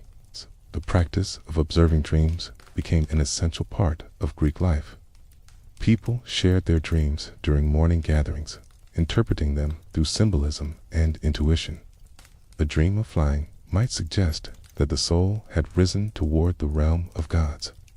A dream of descending into caves could indicate a journey through the subconscious or a connection with ancestral forces. These interpretations reflected the belief that dreams were expressions of the soul's nocturnal movements. Greek philosophers also explored the idea that during sleep, the mind entered a state where rational thought loosened, allowing deeper layers of the soul to rise. Aristotle wrote that dreams revealed hidden truths, shaped by the movements of the inner self. He recognized that the sensory world became quiet during sleep, allowing impressions to emerge from within. These impressions often felt vivid and real, reinforcing the idea that the soul traveled through subtle realms that existed alongside the physical world. Meditative practices shaped by Greek thought involved focusing the mind on a single idea or image until the awareness expanded beyond the physical senses. In this state, practitioners describe feeling as though they hovered just above their bodies or viewed their surroundings from a shifted perspective. These sensations strengthened the belief that the soul could detach lightly from its physical vessel. The mysteries associated with Dionysus embraced ecstatic states in which participants felt the boundaries of the self dissolve. Music, rhythm, and ritual movement created conditions in which the soul seemed to rise beyond the constraints of the body. Participants described moments of profound clarity, as though they were seeing the world from an elevated, expansive state of consciousness. Such experiences were valued not as escape, but as contact with a deeper truth. The Greek landscape itself invited contemplation of the soul's mobility. Mountain peaks touched the sky, symbolizing the ascent of consciousness. Quiet groves and springs offered places where the veil between realms felt delicate. Temples built on cliffs or near water suggested that the soul could move freely between worlds. The natural environment became both a metaphor and a gateway for exploring the wandering self. Night held a special power in Greek thought. The stillness of the world under the stars invited the mind to drift. People believed that sleep allowed the soul to return to its origins, visiting the places from which it came before entering the physical body. They imagined the soul rising like a soft flame, drifting through the night sky toward realms filled with pure thought and light. The idea of the heavenly ascent resurfaced in various philosophical schools. Stoic thinkers believed that the soul was composed of divine fire, a substance that could rise above the world after death. During sleep, they believed that this fiery essence moved beyond the constraints of the body, exploring the cosmic order. These ideas influenced later mystical traditions, shaping how people understood the soul's nightly movements. The concept of the subtle body appeared in Greek thought as well. Philosophers spoke of a luminous sheath that surrounded the physical body, serving as a bridge between the material world and the realm of spirit. In moments of deep reflection, they sensed this subtle form expanding, becoming brighter or lighter. Some described feeling as though they shifted into this subtle layer when experiencing heightened states of awareness. Greek healers used these ideas in their practices. They guided patients into states of relaxation, encouraging them to notice the sensations of lightness and expansion that signaled the activation of the subtle body. They believed that healing could occur when the soul traveled into rhythms of harmony. Through sleep, meditation, or gentle guidance, the soul could drift into these states, returning with renewed balance. The belief in the soul's mobility fostered a sense of spiritual continuity in Greek culture. People saw themselves as travelers in both waking and dreaming states. They believed that the inner self moved through realms of meaning, gathering insights that shaped their lives. This understanding created a deep respect for the moments when consciousness shifted, whether through dreams, meditation, or contemplation. You may sense reflections of this ancient wisdom in your own quiet moments. When your awareness drifts gently and expands beyond the edges of your physical form, you touch the sensations that Greek philosophers described. When your mind becomes still and your breath softens, you enter the threshold where the subtle self becomes perceptible. These experiences are not limited to a single culture or era. They are woven into the fabric of human consciousness. The ancient Greeks explored this realm with a blend of philosophy, ritual, and intuition. They sensed that part of the human being was capable of rising, drifting, and exploring layers of reality untouched by physical perception. They built temples, stories, and disciplines around this understanding, shaping the development of Western spiritual thought. In the quiet of night, as stars shimmered above marble temples and the sea whispered against the shore, they believed their souls lifted lightly from their bodies, drifting through the unseen spaces that held truth, mystery, and beauty. The ancient Middle East was a landscape woven from deserts, mountains, and winds that carried both silence and story. Across this land, countless travelers moved along routes that connected kingdoms and cultures, exchanging goods, ideas, and visions of the unseen world. The nights were vast and filled with stars, so bright they appeared close enough to touch, and the people who lived beneath them felt that the heavens offered pathways not only for gods, but for the human soul as well. In this environment, beliefs about spiritual ascent and inner travel deepened into systems that shaped entire mystical traditions. Among the earliest of these traditions was Zoroastrianism, a faith that emerged from the high plains of ancient Persia. Its teachings described a universe filled with light and shadow, where every individual carried a spark of divine fire within them. This spark was believed to be capable of rising through layers of existence, moving from the physical world into realms of greater luminosity. Dreams and visions were considered glimpses of these higher realms, moments when the soul moved beyond the body and accessed the radiance that lay above. The Zoroastrian understanding of the soul included the idea of ascent through the Chinvat bridge, an invisible passage between the physical world and the spiritual one, though this bridge was associated with a journey after death.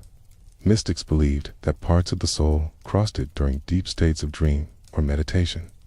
As they slept beneath the open sky, they felt the presence of something within them lifting, rising toward realms ruled by light. These sensations encouraged a belief that the soul was naturally inclined toward upward movement. Zoroastrian mystics practiced forms of quiet contemplation that guided awareness beyond the body. Keen, they sat near sacred fires, watching the flames dance and flicker. As they breathed slowly, the warmth of the fire created an inner stillness.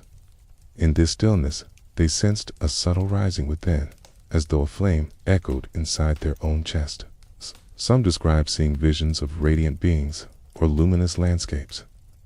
These visions were interpreted as travels of the inner self through the spiritual realms that existed parallel to the physical world. The concept of light played a central role in these journeys. Light was not merely physical illumination, but a presence that filled the unseen layers of existence. Mystics believed that the soul, being composed of divine fire, moved most easily through these layers. When they entered deep meditation, they felt themselves drifting into a brightness that had no physical source. They described feeling weightless, carried by currents of light that lifted them gently upward. These descriptions echo the sensations often associated with astral ascent. While Zoroastrianism emphasized the journey through light, Gnostic traditions explored the idea of ascent through layers of hidden knowledge. Gnostics believed that the world contained both visible and invisible dimensions, and that the soul could travel through these dimensions when freed from the distractions of the physical world. They described a ladder of light that rose from the earth into the heavens. The rungs of this ladder represented stages of understanding, each one revealing a deeper truth about existence. In Gnostic texts, the soul ascends through realms guarded by beings of immense power and wisdom. These guardians do not block the path, but offer challenges that teach the soul how to rise. During dreams or moments of intense contemplation, people felt as though they were climbing this invisible ladder, moving through layers of silence, light, and revelation. They described feeling themselves leave their bodies, floating upward through spaces filled with subtle forms and shifting colors. Some Gnostic groups practiced controlled forms of meditation designed to open the inner senses. Practitioners sat in darkness, focusing on the breath and quieting the mind until their awareness loosened from the physical self. In this state, they felt a delicate sense of upward motion, as though the soul had begun to rise. They believed that the ascent continued through several stages, each one bringing them closer to the source of divine wisdom. The journey was not physical, but experiential, unfolding entirely within the realm of consciousness. Early Christian mystics in the Middle East also embraced the idea of spiritual ascent.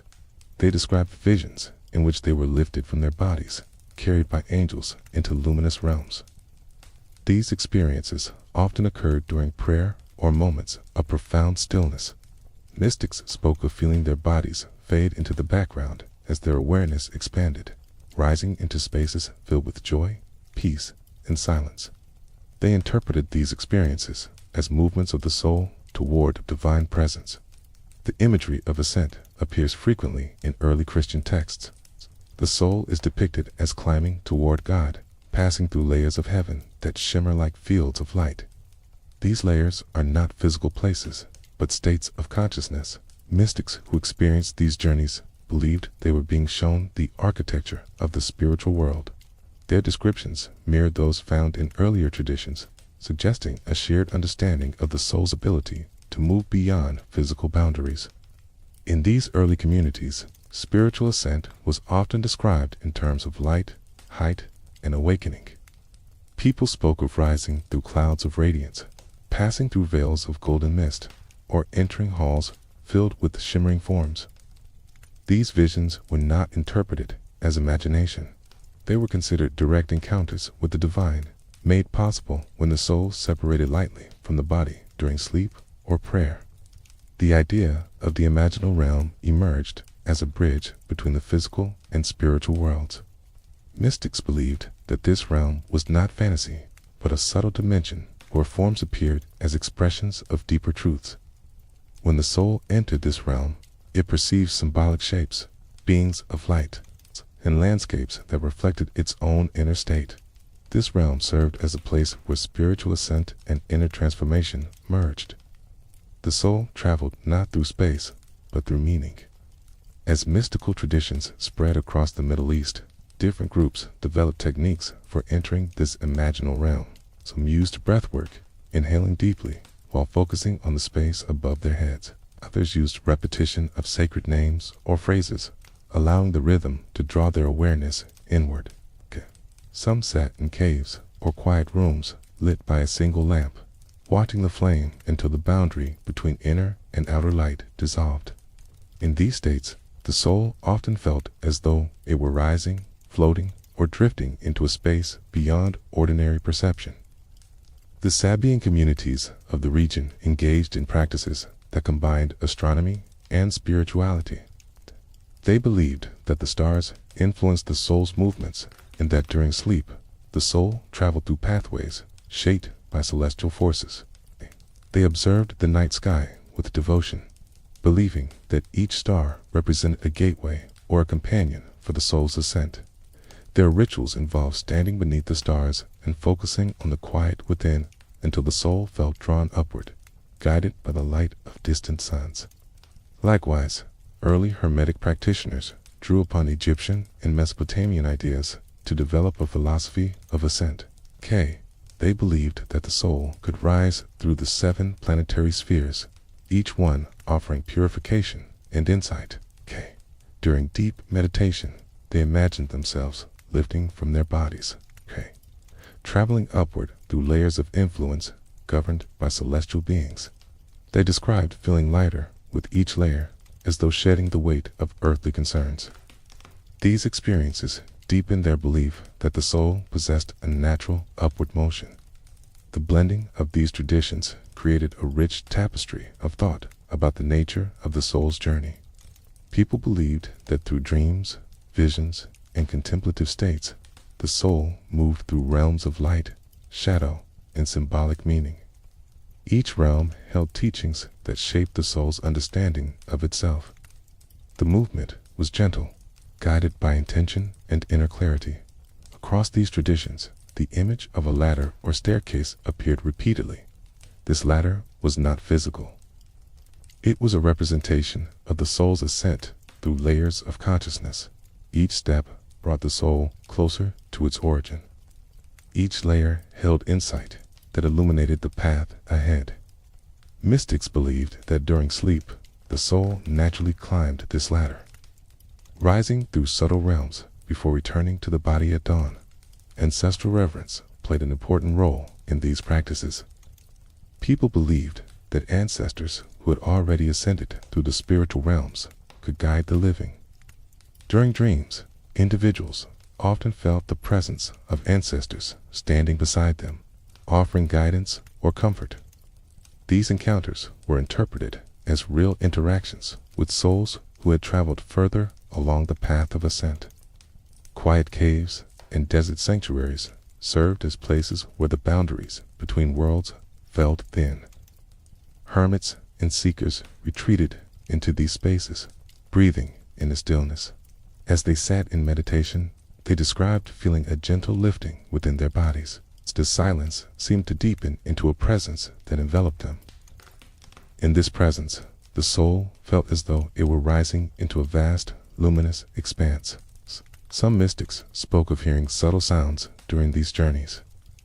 These sounds were described as gentle hums, distant bells, or tones that vibrated within the body. They believed these sounds were part of the celestial music that permeated the higher realms. As the soul ascended, it moved through these harmonies, feeling carried by them as though lifted on waves of sound. The experience reinforced the idea that the universe was made of vibrations that resonated through all layers of existence. The idea of the soul's ascent became a guiding principle for seekers across the region. They believed that each upward movement brought the soul closer to truth, clarity, and unity with the divine. The journey was not always easy. Some described passing through layers of shadow or confronting symbolic challenges. Yet, even these were considered necessary steps in the ascent. They taught the soul how to move through difficulty with grace. Through centuries of shared stories, rituals, and visions, the people of the Middle East developed a layered map of the spiritual world.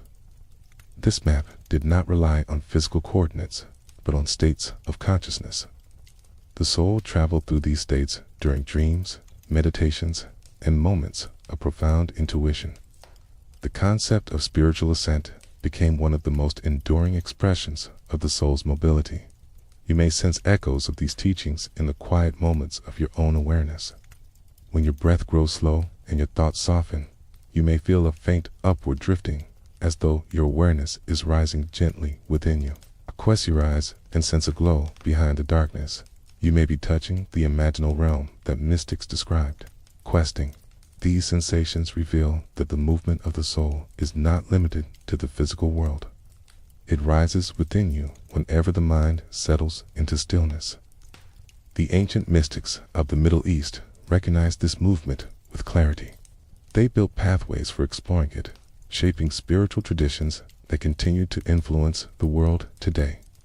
They understood that the soul carries within it a longing to rise, quiet desire to explore the luminous realms that lie just beyond sensory perception. Through dreams, visions, and contemplation, they sensed the soul lifting, drifting, and returning with insights that shaped their understanding of life.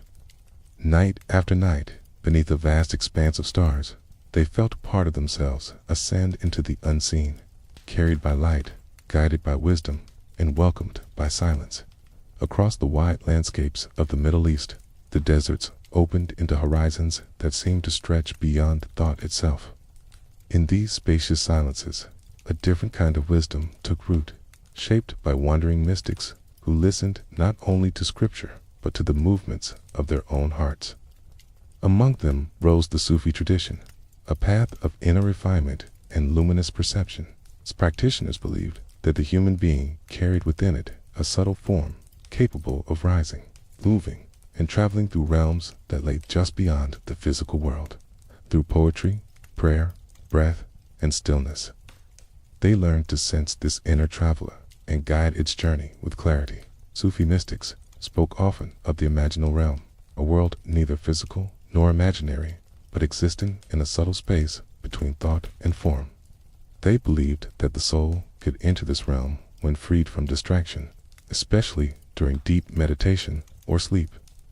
In this space, symbols took shape as living presences, and light moved with intention. Journeys through the imaginal world were not seen as dreams, but as encounters with the deeper architecture of reality. Sufis described feeling as though a part of themselves separated gently from the body, rising into a realm filled with meaning. The poetry of this tradition reveals how intimately they understood the movements of the inner self. Mystics like Rumi, Attar, and Ibn al-Farid wrote verses that described the soul taking flight, soaring beyond the confines of the physical body, or traveling through spaces filled with celestial beings. These descriptions were not mere metaphors. They emerged from experiences in which practitioners felt the subtle body rise like a breath released into the night. Their words captured the sense of drifting, expanding, and dissolving into a presence far greater than the self. The Sufi path emphasized the purification of the heart as the foundation of spiritual travel. Practitioners believe that when the heart was burdened by fear, desire, or anxiety, the soul could not rise. But when the heart became clear, the inner traveler awakened. Through rhythmic chanting recalled quietly As the night deepened, they softened the thoughts that bound them to the physical world.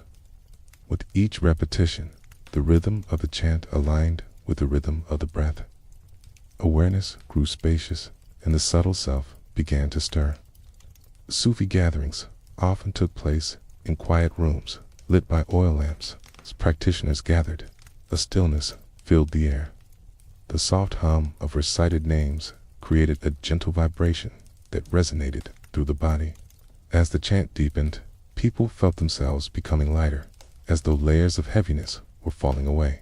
Some described feeling as though they were rising within their own bodies, ascending through invisible spaces.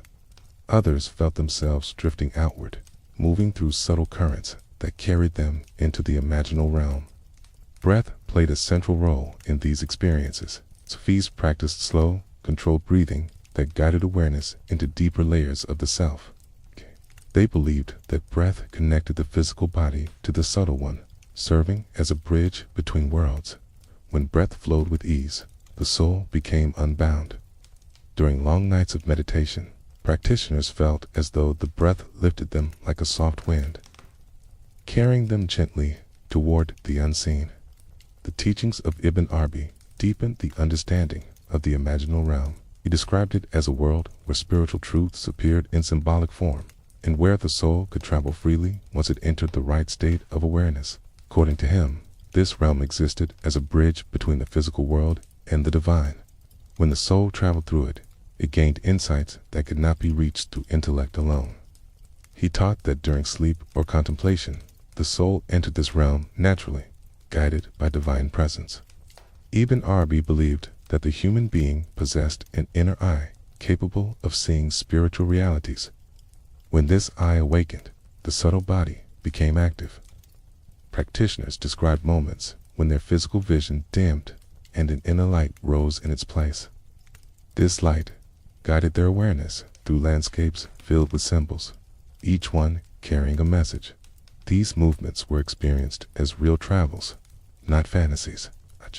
The soul drifted through the imaginal world with the same ease that a bird drifts through the sky.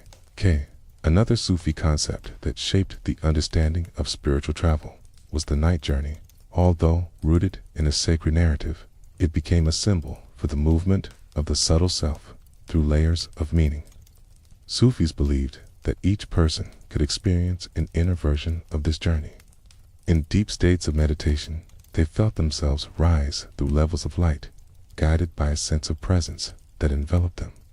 These experiences were descriptions of conscious ascent, moments when awareness moved beyond the physical form and entered realms of subtle illumination. Sufi mystics often described feeling lifted, as though carried upward by a gentle presence. They sensed themselves rising through levels of calm, clarity, and resonance. The world around them faded into softness, leaving only a quiet sense of motion.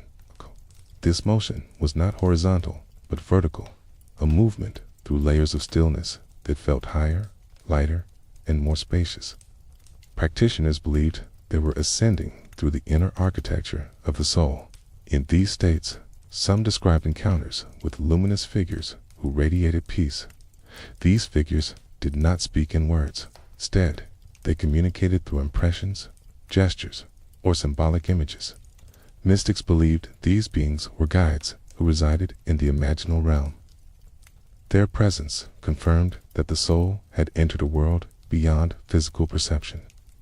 The encounters left a sense of profound clarity that lingered long after the practitioner returned to ordinary awareness. The experience of return was as important as the experience of ascent. Sufi practitioners emphasized grounding, ensuring that the subtle body returned gently to the physical one. They used breath, intention, and quiet prayers to guide the return. As they re-entered their bodies, they felt warmth gathered in the chest or abdomen. The world became sharp again, filled with familiar sensations. Yet something had shifted. The journey left a trace of calm that shaped their waking state. The Sufi path also embraced the metaphor of traveling the inner desert. Practitioners spoke of wandering through a vast expanse within themselves, a place where the soul roamed freely. This inner desert was a realm of silence and spaciousness. When they entered it, they felt as though the physical world had dissolved. Only the movement of the subtle body remained. This inner wandering became one of the most cherished forms of spiritual travel, offering encounters with stillness that revealed deep truths. Music played a powerful role in guiding the soul's journey. Sufi musicians used instruments like the ney, whose soft, breathy tones mirrored the quality of spiritual ascent. The sound of the ney was said to awaken longing within the heart, drawing the soul upward with each note. Listeners described the feeling as though the music lifted them, carrying their awareness into realms of quiet radiance. The vibrations resonated through the body, loosening the ties that bound the soul to the physical world. Poetry became another vessel for spiritual movement. Verses, recited slowly, with breath between each line, created a rhythmic flow that mirrored the soul's ascent. The words encouraged the listener to let go of thought and surrender to a deeper stillness. As the mind softened, awareness drifted into the imaginal realm. The subtle body moved through the landscape of the poem, encountering symbols that reflected the soul's longing and fulfillment. Some Sufi practitioners experienced spiritual travel during moments of spontaneous clarity. As they walked alone beneath the moon or listened to the wind across desert sands, they felt a shift within. The world seemed to expand, and their awareness rose lightly within them. The physical body felt grounded, yet their perception extended into a larger field. These moments of natural ascent were considered gifts, reminders that the soul was always capable of rising. Among the most advanced practitioners were those who practiced deep remembrance of the divine. Their repetition of sacred names became a rhythm that guided the subtle body upward. As they repeated the name, the sound seemed to transform into light within their minds. This light lifted their awareness, drawing them into states where the boundaries between self and presence dissolved. The ascent became not a movement through space, but a shift into unity. Sufi writings describe the experience of losing the sense of physical boundaries during deep meditation. Practitioners felt themselves expand into a vast presence, as though they were floating within the sky itself. They described feeling weightless, suspended within a gentle radiance. These experiences were interpreted as a soul merging with the deeper layers of reality. The physical body remained at rest, but the inner traveler moved freely. The idea of the subtle body appeared frequently in Sufi teachings. It was described as a form made of light, delicate yet resilient. In moments of spiritual travel, practitioners sensed this form rising from the physical one.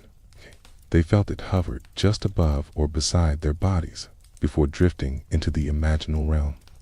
This subtle form was considered the true vessel of the soul, capable of movement through realms untouched by physical sensation. Night offered the ideal conditions for these journeys. As the world grew silent and the air cooled, the mind became still. Sufi mystics often meditated during the hours before dawn, when the veil between worlds felt thinnest. During these hours, they sensed the subtle body rising with ease. The darkness outside mirrored the quiet within, creating a harmony that allowed the soul to move without resistance. Some mystics described ascending through layers of the night sky. They felt themselves rising through darkness, then entering spaces filled with soft light. They drifted through spheres where sound and silence fused into a single presence. These movements were understood as journeys through the inner cosmos, a reflection of the soul's true home. Upon returning, they brought with them insights that shaped their poetry, teachings, and daily lives. The concept of the ladder reappeared in Sufi symbolism. This ladder was not made of wood or rope, but of states of consciousness. As practitioners deepened their awareness, they climbed this inner ladder, rising through levels of subtle understanding. At each level, they encountered a different quality of presence. Some levels felt filled with peace, others with love, others with clarity. The ascent through this ladder was a journey of the soul's refinement. Sufi mystics also believed that dreams offered a natural pathway for spiritual travel. They considered dreams as journeys of the subtle body through the imaginal realm. When a dream felt luminous or deeply symbolic, they interpreted it as one of these journeys. They believed that the soul left the physical body during sleep, moving into realms where divine guidance was more accessible. These dreams were cherished as messages from the unseen world. Morning gatherings often included sharing dreams, especially among close circles of seekers. Practitioners listened carefully, sensing the spiritual depth behind each symbol. Dreams of flying were seen as signs of ascent. Dreams of walking with guides indicated that the soul was seeking knowledge. Even dreams of shadows were interpreted not as fears, but as stages of the soul's movement through its own depths. Sufi teachers guided their students with gentle precision. They instructed them in breathwork, stillness, and remembrance practices that awakened the subtle body. They taught that the soul's movement was not forced, but allowed. When the heart became clear and the breath became calm, the subtle self rose naturally. The teacher's role was not to push, but to illuminate the path. The influence of Sufi mysticism shaped the understanding of spiritual travel for centuries. Its practitioners revealed that the soul moves through layers of meaning, guided by love and longing. They showed that the subtle body is always capable of rising, drifting, and exploring realms that reflect the deepest truths of existence. You may feel a quiet reflection of these experiences within your own stillness. When your breath settles and your thoughts fade into softness, you may sense an inner rising, a gentle lifting that feels ancient and familiar. This sensation is not new. It belongs to the human soul itself, shared across cultures and carried through centuries of seeking. The Sufi mystics recognized this movement with clarity. They built their lives around it, listening to the inner traveler with tenderness. Through silence, poetry, and breath, they sensed part of themselves ascend into the unseen, returning with a peace that lingered long after the journey ended. Across the expanse of medieval Europe, stone monasteries rose from hillsides and forests like quiet guardians of a world filled with both faith and uncertainty. Within their thick walls, where torches flickered against cold stone and silence stretched across long corridors, monks devoted their lives to prayer, contemplation, and the search for inner truth. These communities became sanctuaries where the movements of the soul were studied with depth and sensitivity. While outward life was filled with routine, the inner life of these monks unfolded like a vast and luminous landscape.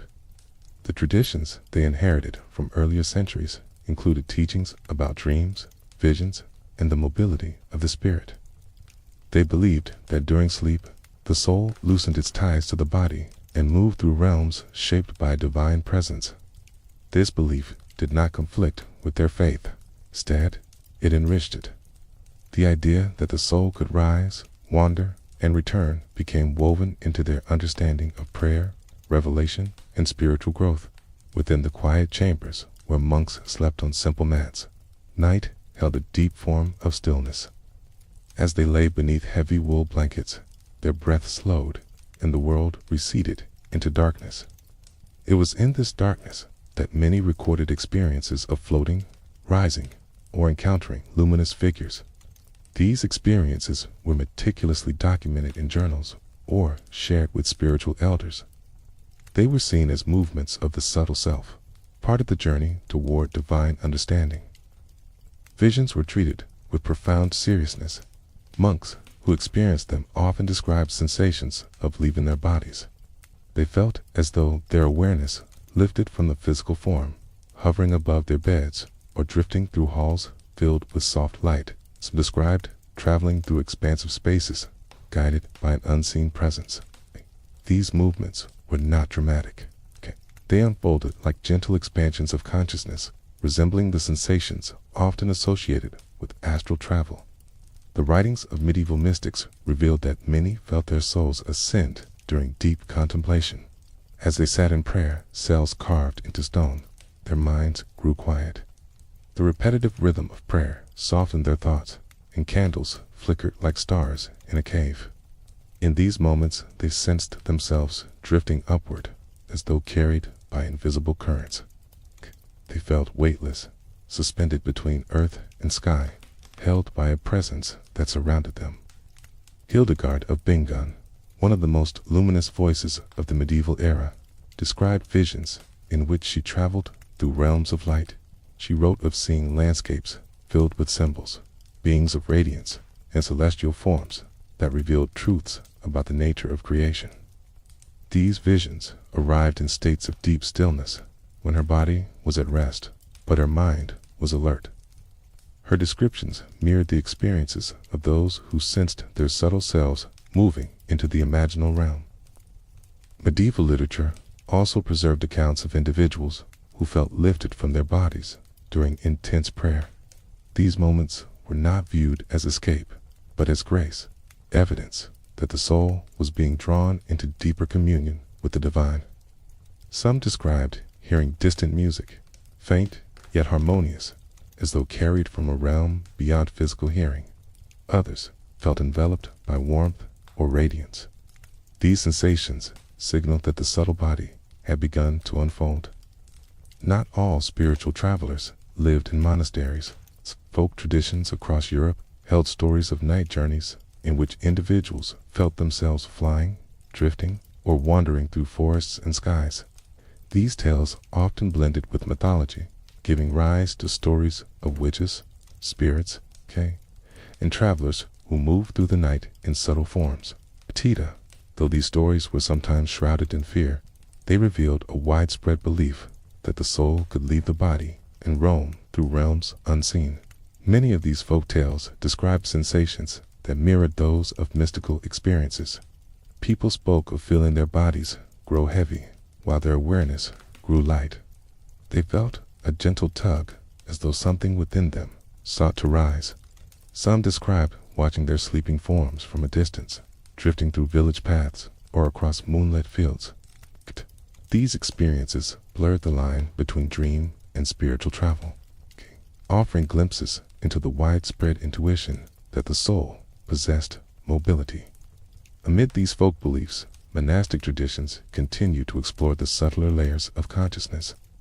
Some monks practiced forms of guided contemplation that helped them enter states of heightened awareness. They visualized themselves climbing ladders, passing through veils of light, or entering gardens filled with symbolic meaning. These visualizations acted as gateways for the subtle body, guiding it gently beyond the confines of the physical form. The concept of the celestial ladder appeared frequently in medieval writings. This ladder represented the soul's ascent through spiritual states. Each rung symbolized a new level of clarity, humility, and understanding.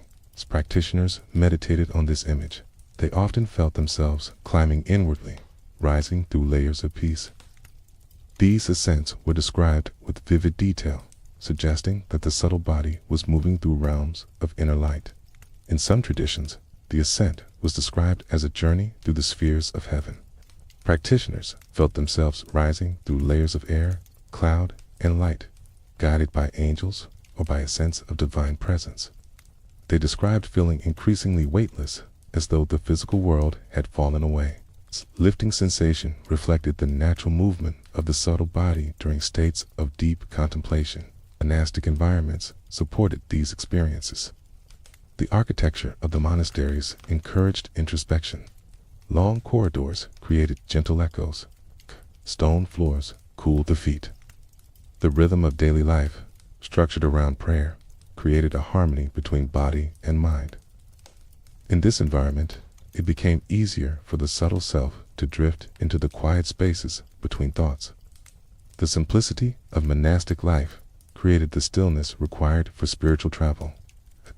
Night vigils offered ideal conditions for this movement. Monks often rose before dawn to chant in dimly lit chapels. The world outside remained silent, and candles cast pools of soft light. During chanting, some monks felt themselves moving inward, rising through layers of darkness and silence. The chant became a thread that guided them upward. Their awareness shifted into a luminous space where they sensed the presence of something vast and gentle. Some mystics described feeling the boundaries of their bodies dissolve during these vigils. They felt as though they had become pure light, expanding through the chapel like a soft glow. They perceived the world not through the senses, but through a deeper, more intuitive awareness. These experiences reinforced the belief that the soul could move beyond the body, traveling through realms of subtle presence. Monks also experienced spiritual travel through dreams intentionally cultivated. They prepared for sleep with rituals of prayer and silence, inviting their souls to wander through sacred realms. Some found themselves drifting through landscapes filled with symbolic architecture. They walked across vast halls, climbed invisible staircases, or floated through spaces filled with soft radiance. These dream journeys were treated as experiences of the subtle body, revealing truths hidden from the waking mind. Letters and journals from the medieval period include accounts of people who felt lifted from their bodies during illness or states of extreme fatigue. They described floating near ceilings, watching their bodies from above, or drifting through walls. These experiences were often interpreted as the soul exploring the border between life and death. They reinforced the belief that consciousness was not confined to the physical body. In mystical Christianity, the idea of spiritual ascent became central. Saints described being lifted into the presence of divine light, entering states of ecstasy where the physical world faded. They wrote of rising through spheres of brightness, guided by angels or by an inward motion that felt both gentle and overwhelming. The physical body remained still, but the subtle self soared. These writings demonstrate a deep awareness of the separation between the physical and the spiritual forms. Some mystics practiced silence as a means of entering these states. They withdrew into caves or secluded cells, sitting for hours in stillness. As their breath slowed and their thoughts quieted, they felt themselves lighten. They described moments when they sensed themselves rising through the earth itself, passing through layers of silence that grew progressively more refined. This vertical motion symbolized the soul's movement toward unity with the divine. The concept of the heavenly ascent merged with ideas about the soul's journey after death. People believed that the dying experienced a lifting sensation as the subtle self separated from the physical body. Medieval accounts of near-death experiences mirror descriptions of astral travel. Individuals described floating above their own bodies, drifting toward a light, or entering a tunnel filled with radiance. These experiences reinforced the idea that spiritual travel was a natural part of human existence. Folk traditions often describe flying through the night as a form of spiritual or visionary travel. These stories were sometimes interpreted through the lens of fear or superstition, but they carried deep echoes of the inner movements described by mystics. Many tales involve individuals who felt their spirits rise as their bodies slept. They traveled through forests, mountains, or skies, guided by forces they did not fully understand. These tales suggest a cultural recognition of astral-like movement. The blending of monastic discipline and folk intuition created a complex landscape of belief about the soul's mobility. As people across social classes felt that dreams and visions were expressions of a deeper truth. They believed the soul possessed a natural ability to wander during sleep or contemplation. Some viewed these movements with reverence, others with fear, but all recognized them as meaningful. Medieval healers also worked with the idea of spiritual movement. They believed that illness could impede the soul's mobility. By using herbs, prayer, and gentle touch, they sought to restore harmony between the physical and subtle bodies. Some healers guided individuals into states of relaxation where they could feel the subtle body shift. They described sensations of drifting or expanding. These experiences were considered signs of healing as the soul regained freedom of movement. Even ordinary people felt traces of this understanding. They noticed moments when they sensed themselves hovering within their own bodies, especially before sleep. They felt the gentle separation that occurs when consciousness drifts into dreams. Though they lacked the philosophical language of mystics, their experiences echoed the same movements of the internal traveler. You may recognize this movement in your own quiet moments, okay? When your breath deepens and your awareness expands, you may sense a gentle lifting within you. When your thoughts fade into silence, you may feel the subtle shift between body and awareness. These sensations are part of the universal experience of the soul's mobility. The medieval world, shaped by devotion, silence, and contemplation, recognized these sensations with clarity. Within monasteries, villages, and quiet hillsides, people sensed their inner selves rising, drifting, and returning, shaped by the rhythms of prayer and the stillness of night.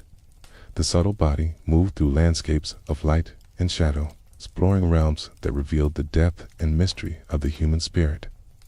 Night after night, as candles flickered and bells echoed through stone corridors, the inner traveler awakened, moved through the unseen, and returned with a peace that lingered long after dawn. The dawn of the Renaissance brought a shift in the air across Europe, a subtle awakening that touched both the visible world and the unseen one. Cities blossomed with new ideas, and ancient texts resurfaced like forgotten seeds, finding light.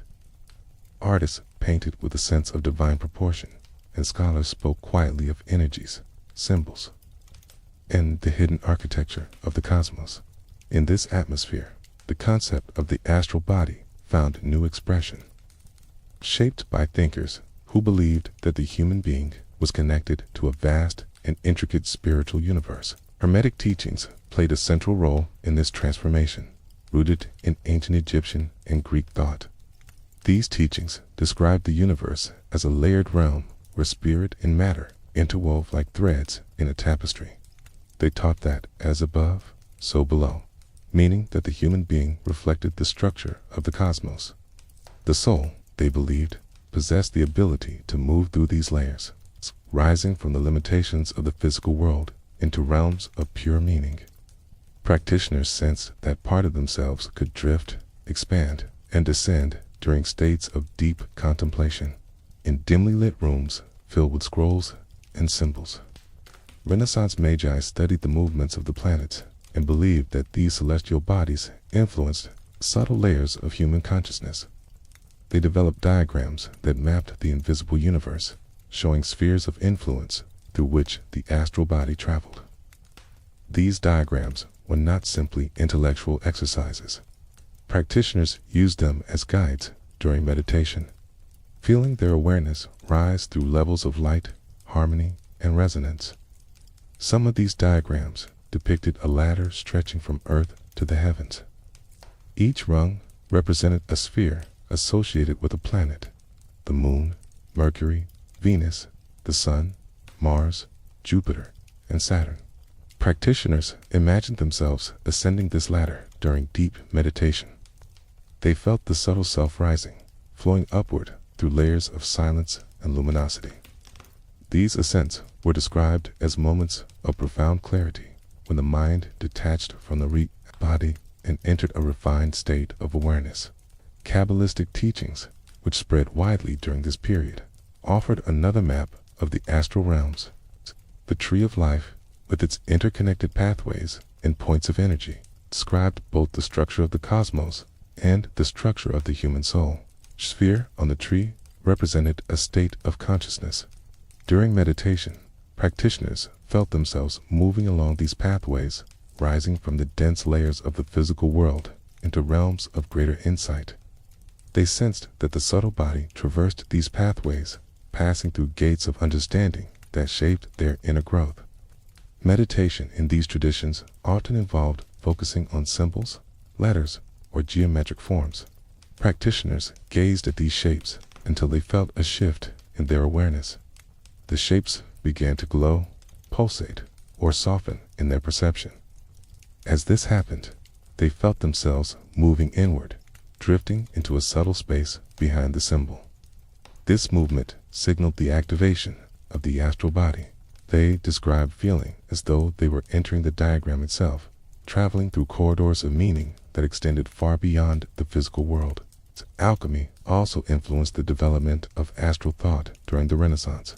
Alchemists believed that transformation in the physical world mirrored transformation in the spiritual one. As they worked with metals in their laboratories, they contemplated the transformation of the soul. They believed that the astral body could be refined, purified, and strengthened. During moments of deep focus, they felt a subtle warmth rise through their bodies, followed by a sensation of expansion. They believed this as the subtle self-awakening. The alchemical texts describe stages of this awakening using symbolic language. They spoke of the blackening, whitening, and reddening stages, each representing a deeper transformation of consciousness. Practitioners believed that during the whitening stage, the subtle body became light and mobile, capable of drifting away from the physical form. They described sensations of floating, rising, and dissolving into radiant stillness. These experiences became central to their pursuit of spiritual knowledge. Some alchemists practiced visualization techniques that guided their awareness through symbolic landscapes. They imagined entering gardens filled with luminous flowers, walking toward fountains made of light, or ascending staircases carved from pure radiance. These visualizations were not simple imagination. They were deliberate practices that activated the astral senses. Practitioners reported feeling as though they had stepped into another realm, perceiving it with the clarity of waking life.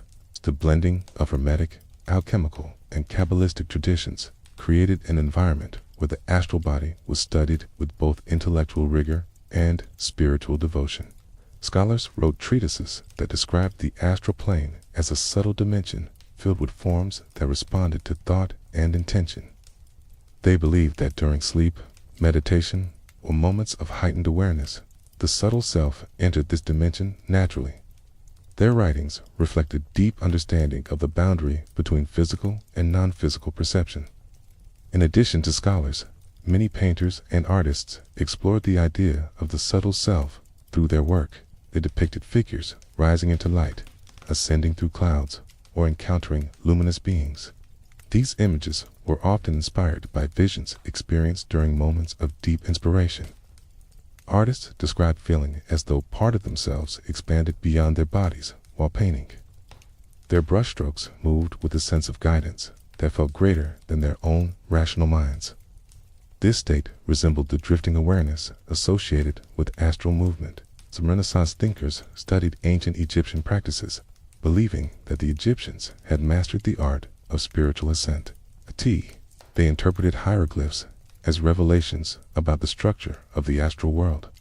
They believed that symbols like the winged sun or the open eye represented gateways through which the soul traveled. During meditation, they focused on these symbols until they felt an inner shift. They sensed themselves entering a luminous field where they could explore the subtle realms described in ancient texts. During this time, secret societies and esoteric circles formed across Europe.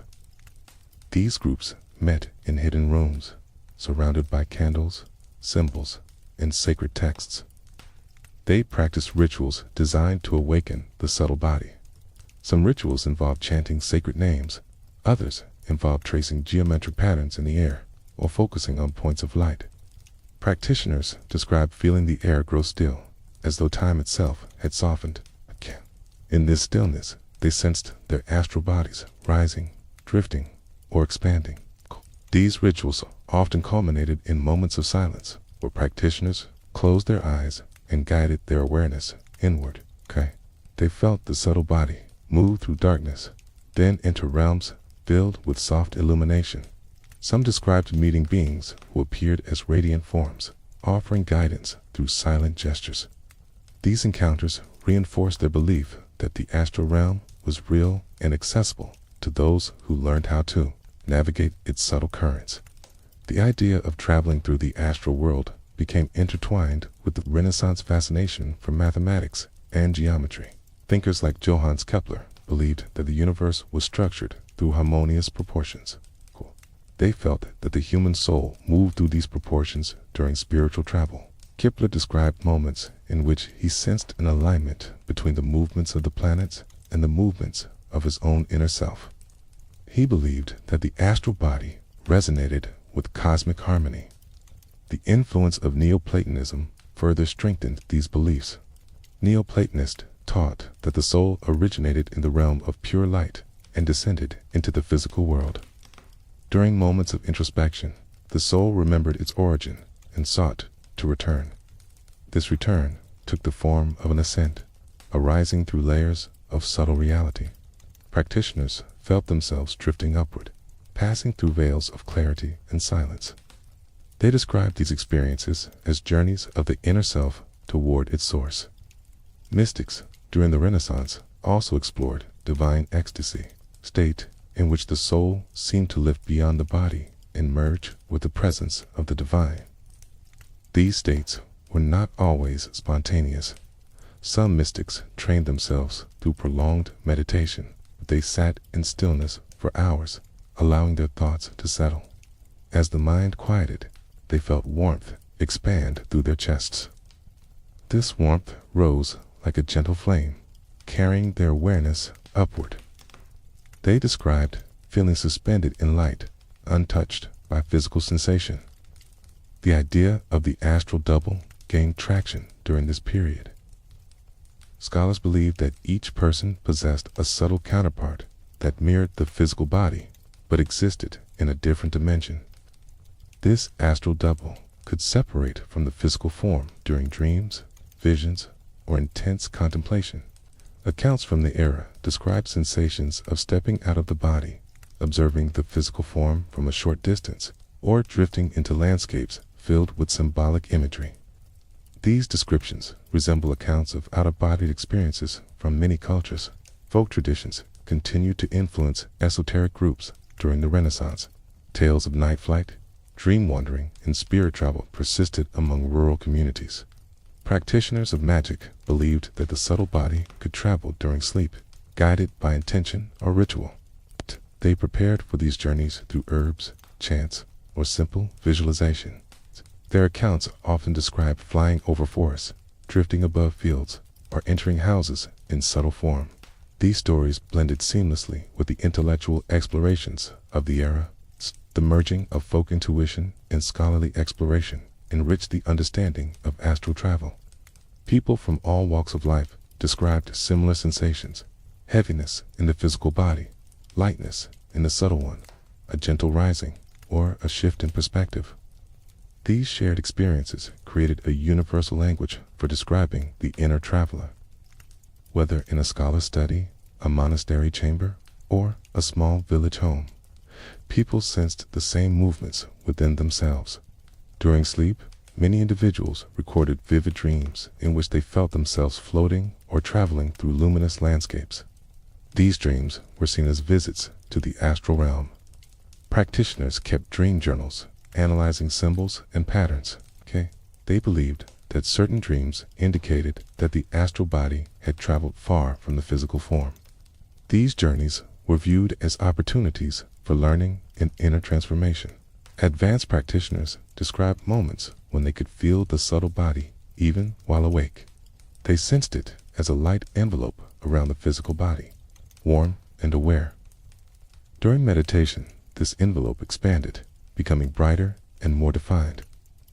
Some felt as though they were sitting within a soft sphere of light. Others described feeling as though the subtle body extended beyond the walls of the room. These sensations were signs that the astral form was becoming more active.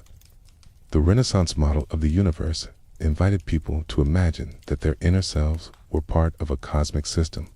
As they contemplated the heavens, they felt the subtle body respond with gentle movements. The rising of awareness during meditation echoed the rising of the planets in the sky. The concept of astral travel became a bridge between inner experience and outer observation. People sensed that they were participating in a cosmic dance. You may feel a faint echo of these Renaissance practices when you close your eyes and breathe deeply. When your awareness begins to drift, you enter the same threshold that scholars, mystics, and artists explored. The subtle body awakens gently, expanding into the quiet space within you. It rises softly, guided by stillness, light, and intention. Night after night, as candles burned low in Renaissance halls and scholars traced symbols on parchment. The inner traveler moved through unseen realms, gathering insights that would shape the spiritual landscape for centuries. The world of the 18th and 19th centuries was a place in transition, suspended between ancient faith in the unseen and the rising certainty of scientific inquiry. Cities glimmered with gas lamps, factories rumbled with new machines, and parlors filled with conversations about electricity, magnetism, the mind, and invisible forces that seemed to hover just beyond human perception. People sensed that the unseen world was not fading, it was shifting. The mysteries that had once belonged to temples and monasteries were now being explored in drawing rooms, laboratories, and lecture halls. The concept of the soul's mobility found itself examined with new language, wrapped in theories that blended curiosity with intuition. Mesmerism emerged as one of the earliest attempts to understand the movement of subtle forces. Franz Anton Mesmer proposed that an invisible fluid flowed through all living beings, connecting them in ways that mirrored the tides of the cosmos. He believed that this fluid could be guided or manipulated, producing changes in consciousness. During Mesmer's sessions, participants sat quietly while he passed his hands near their bodies. Many described feeling warmth, tingling, or a soft, rising sensation, as though something within them had begun to drift. Some entered states where they felt separated from their bodies, floating through dreamlike visions. These experiences echoed ancient descriptions of astral movement, but now they were framed in the language of magnetism. Mesmer's critics accused him of imagination or deception. Yet even skeptics admitted that people under his influence described sensations that could not be easily dismissed. Patients spoke of traveling through luminous corridors, observing their own bodies from a distance, or encountering symbolic landscapes. These experiences suggested that the mind possessed a natural ability to detach from physical sensation. Mesmerism opened a space where spiritual travel could be discussed in public without invoking religious authority. It offered a new vocabulary for an ancient phenomenon. As mesmerism spread across Europe and America, practitioners refined its techniques. Some found that a person brought into a deep trance could describe scenes far beyond the physical room. They spoke of traveling through fields, cities, or distant lands they had never visited. Others recounted conversations with figures who felt wise or comforting.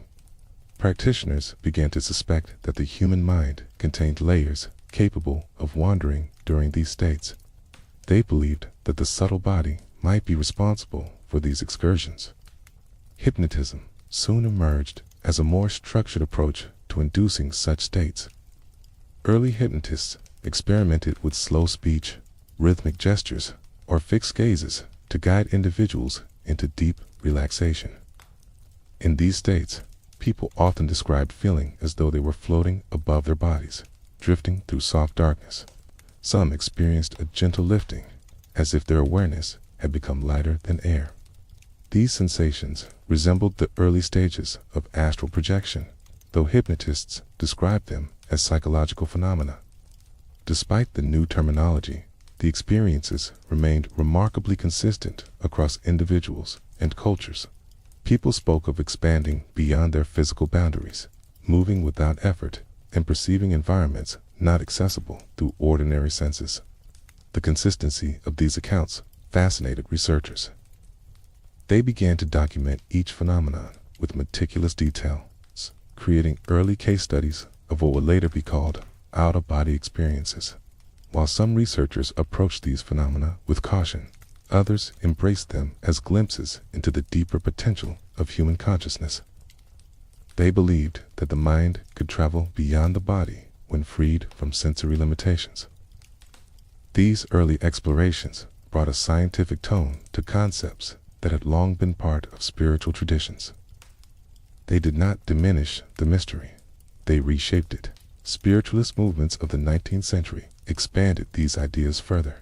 Mediums held seances in dimly lit parlors where the air felt charged with expectation. Participants sat in circles, hands resting lightly on tables, while mediums entered trance states.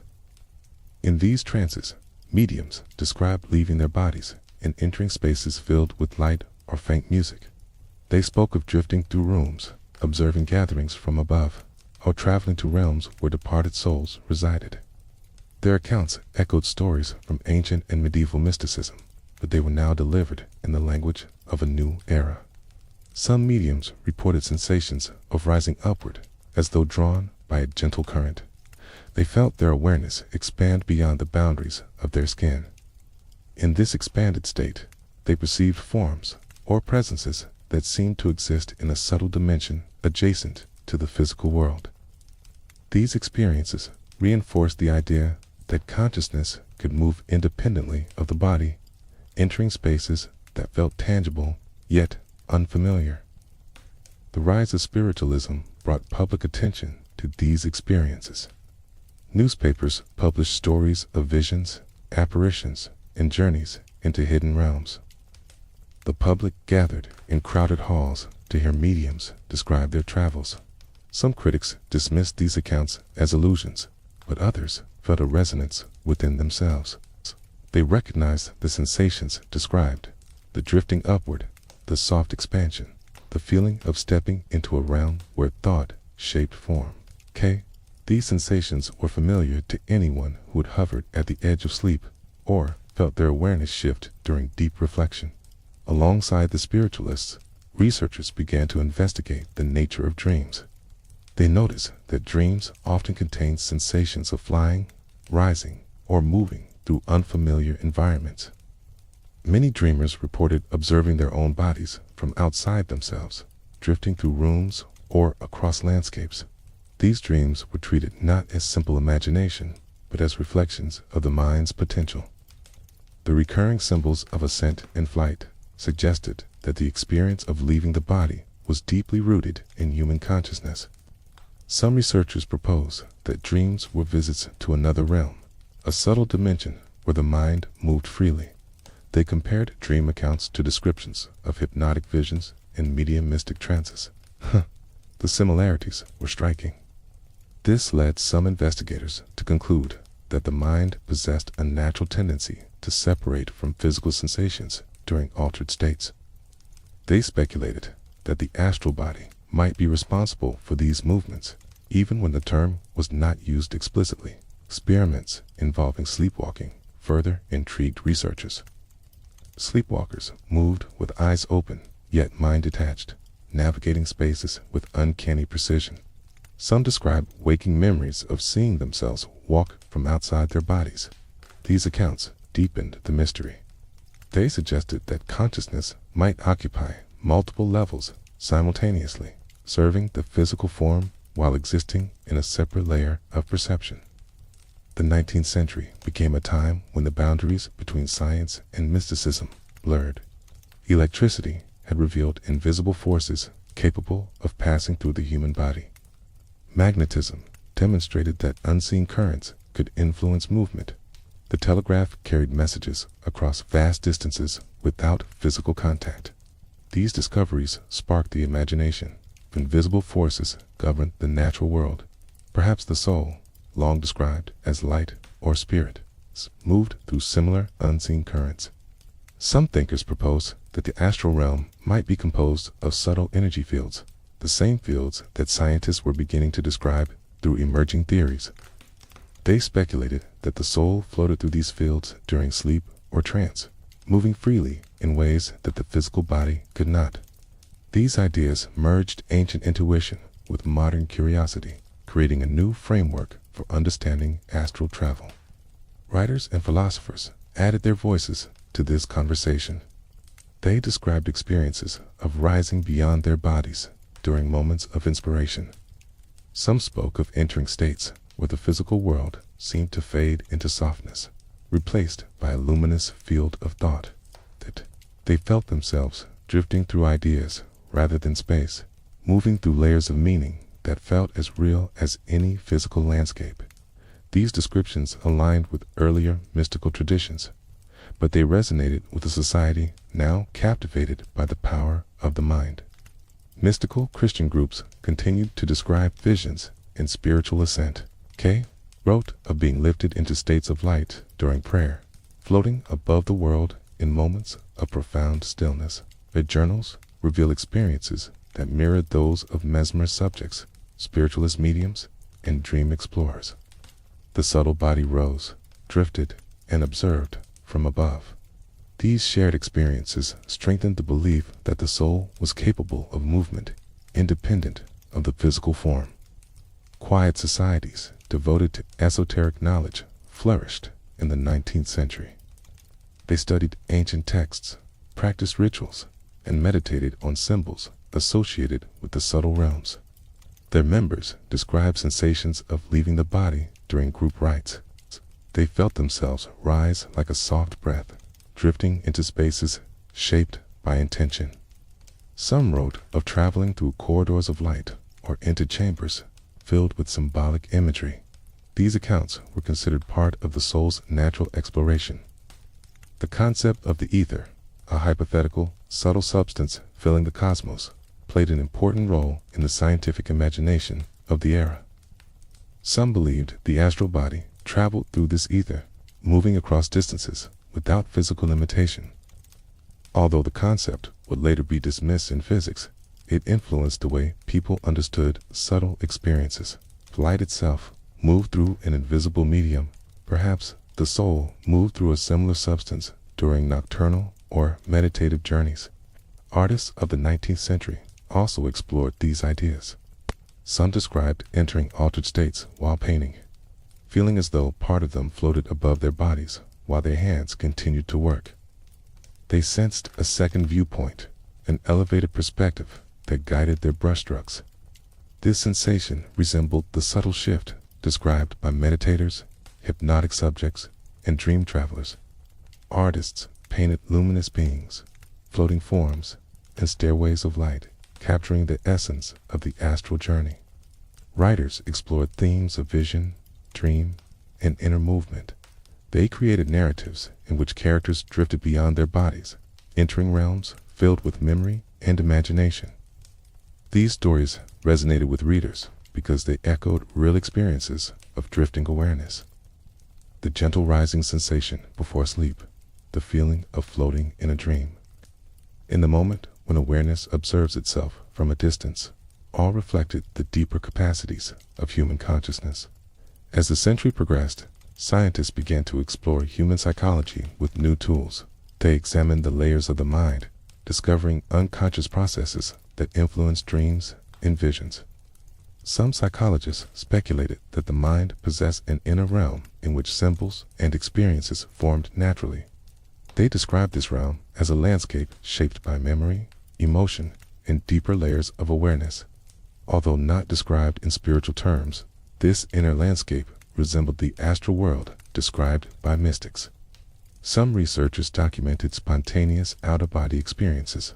Individuals reported rising from their bodies during accidents, illness, or moments of shock. They described floating above themselves, observing events from an elevated vantage point. These accounts were collected with caution, yet they shared consistent patterns.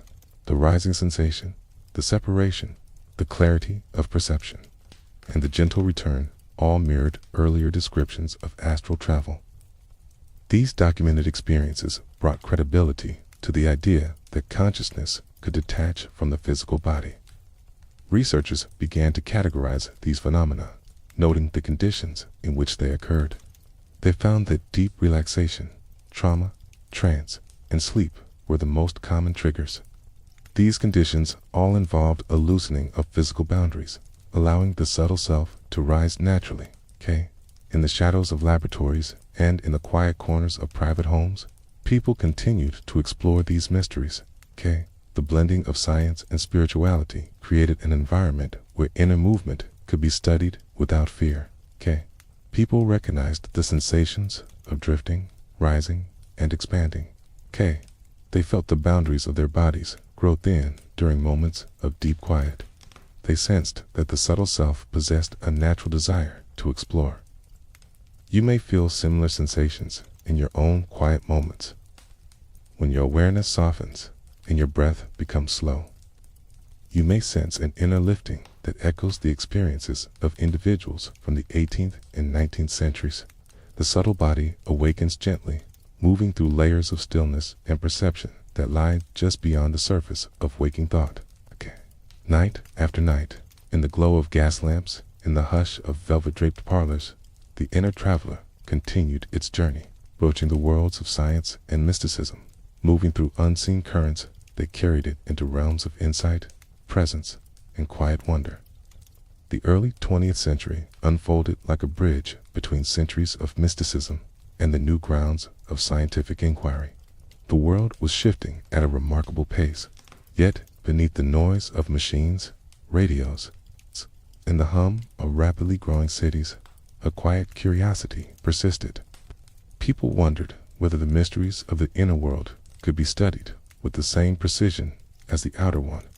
In this search, the concept of astral projection emerged with renewed clarity, shaped by individuals who believed that the soul's ability to travel could be observed, practiced, and perhaps even measured. Spiritualist groups continued to flourish during this era, gathering in parlors lit by soft lamplight. Mediums described entering states in which their awareness separated from their bodies. They spoke of drifting above the circle of participants, observing the room from the ceiling, or traveling through landscapes that shimmered like clouds made of thought. Their accounts echoed the experiences described by mystics of earlier centuries. Yet now they were recorded, studied, and compared, creating a growing body of evidence that consciousness could detach from the physical form. As the century progressed, new researchers began to explore these experiences with scientific discipline. Some investigated the mind's ability to perceive distant locations. They guided subjects into deep relaxation and asked them to describe scenes far beyond the walls of the room. Subjects often reported detailed impressions of distant places, as though part of their awareness had traveled there. These experiments were early forms of what would later be called remote viewing, a practice that suggested the mind possessed a natural ability to project beyond the body. This period also saw the rise of theosophy, a movement that blended Eastern philosophies with Western esoteric traditions. Sophists believed that human beings were composed of several layers or bodies, including the physical, emotional, mental, and astral bodies. They taught that these layers could separate during sleep or meditation, allowing the astral body to travel freely. Their writings described the astral realm as a dimension filled with color, energy, and symbolic forms. Practitioners felt themselves drifting into this realm during meditative states, sensing its fluidity and vibrancy. Annie Besant and Charles Leadbeater, two prominent theosophical thinkers, wrote extensively about the astral plane. They described it as a realm where thought and emotion took visible form. During astral journeys, practitioners observed swirling colors, shifting landscapes, or beings made of light. These accounts reflected the experiences of individuals who felt their awareness move beyond the physical body. Their detailed descriptions helped shape the modern understanding of astral projection, giving people a language for experiences they had sensed but never articulated. In quiet rooms filled with incense and symbolic artwork, theosophists practiced meditation designed to awaken the astral senses. They began with deep breathing, allowing the body to relax completely. As the breath settled into a gentle rhythm, they focused on the space above their foreheads or the area around the heart. They reported feeling warmth, tingling, or a gentle expansion. These sensations signaled the activation of the astral body. Some described feeling as though they gently slipped out of their physical forms, leaving their bodies resting peacefully below them.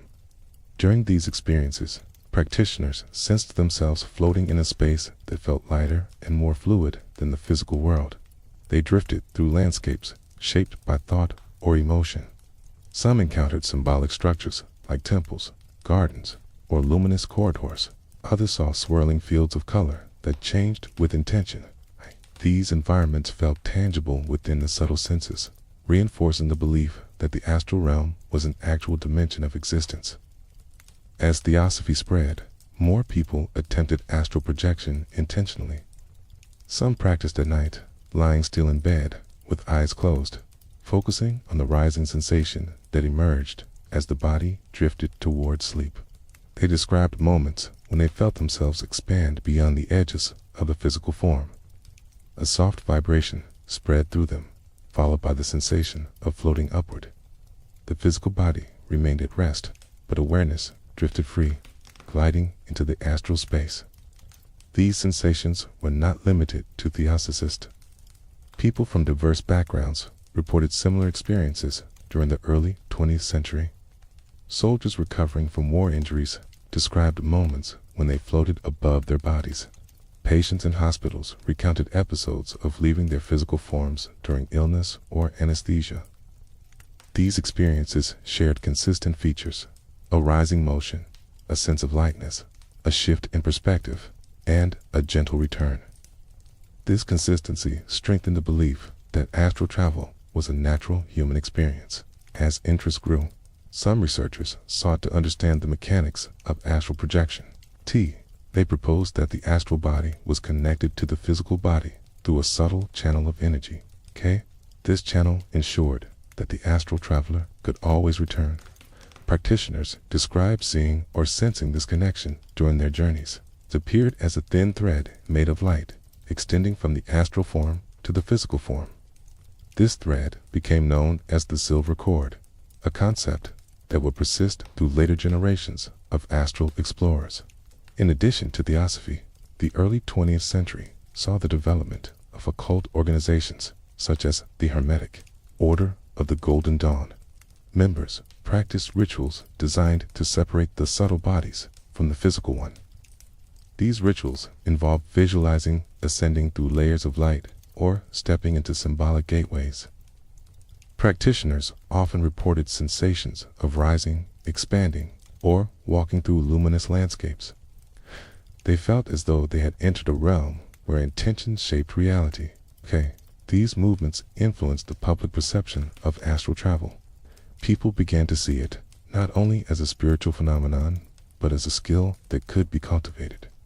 Books and pamphlets circulated widely, offering instructions for inducing the astral state. Practitioners were encouraged to lie in a quiet room, relax the body, and focus on the sensation of rising. Some suggested visualizing a rope hanging from above and imagining climbing it with the subtle body. This technique often triggered sensations of upward motion, leading to partial or full separation from the physical form. Experiments in parapsychology added another dimension to this exploration. Researchers studied telepathy, clairvoyance, and precognition, believing these abilities might arise from the mind's capacity to move beyond physical boundaries. Some experiments involved asking participants to visit distant rooms in their astral forms and describe hidden objects. Although results varied, many participants provided accurate descriptions. These experiments contributed to the growing belief that astral projection was not purely imaginary. Writers of the early 20th century embraced these ideas, weaving them into stories of spiritual adventure. Some describe characters who traveled through astral realms filled with symbolic meaning. Others explored the idea of consciousness expanding beyond the body during moments of intense emotion or creativity. These stories reflected the curiosity of the era, capturing the desire to understand the unseen world with greater clarity. The development of psychology further influenced the study of astral projection. Early psychoanalysts believed that dreams were expressions of the unconscious mind. They recognized that dreams often involved sensations of flying, falling, or observing the body from outside. Some researchers propose that these dreams reflected the mind's attempt to understand its own ability to detach from the physical form. They saw the astral experience not as fantasy, but as a psychological expression of deeper capacities. While some scientists dismissed astral projection as imagination, others approached it with open curiosity. They observed that people from different cultures, ages, and backgrounds described remarkably similar experiences. These shared patterns suggested that astral travel arose from universal aspects of human consciousness. Even skeptics admitted that the consistency of these accounts required further exploration. The early 20th century also witnessed the rise of meditation practices informed by Eastern traditions. Yoga and Buddhism began to spread throughout the West, introducing ideas about the subtle body, prana, and states of consciousness that could transcend the physical world. Practitioners of these traditions described sensations of rising, expanding, and dissolving into stillness during deep meditation. Their experiences aligned closely with those described by Western mystics and occultists, reinforcing the idea that astral travel was a universal phenomenon. Individuals who practiced breathwork or concentration meditation often felt the subtle body awaken. They described a warm vibration spreading from the base of the spine or from the center of the chest.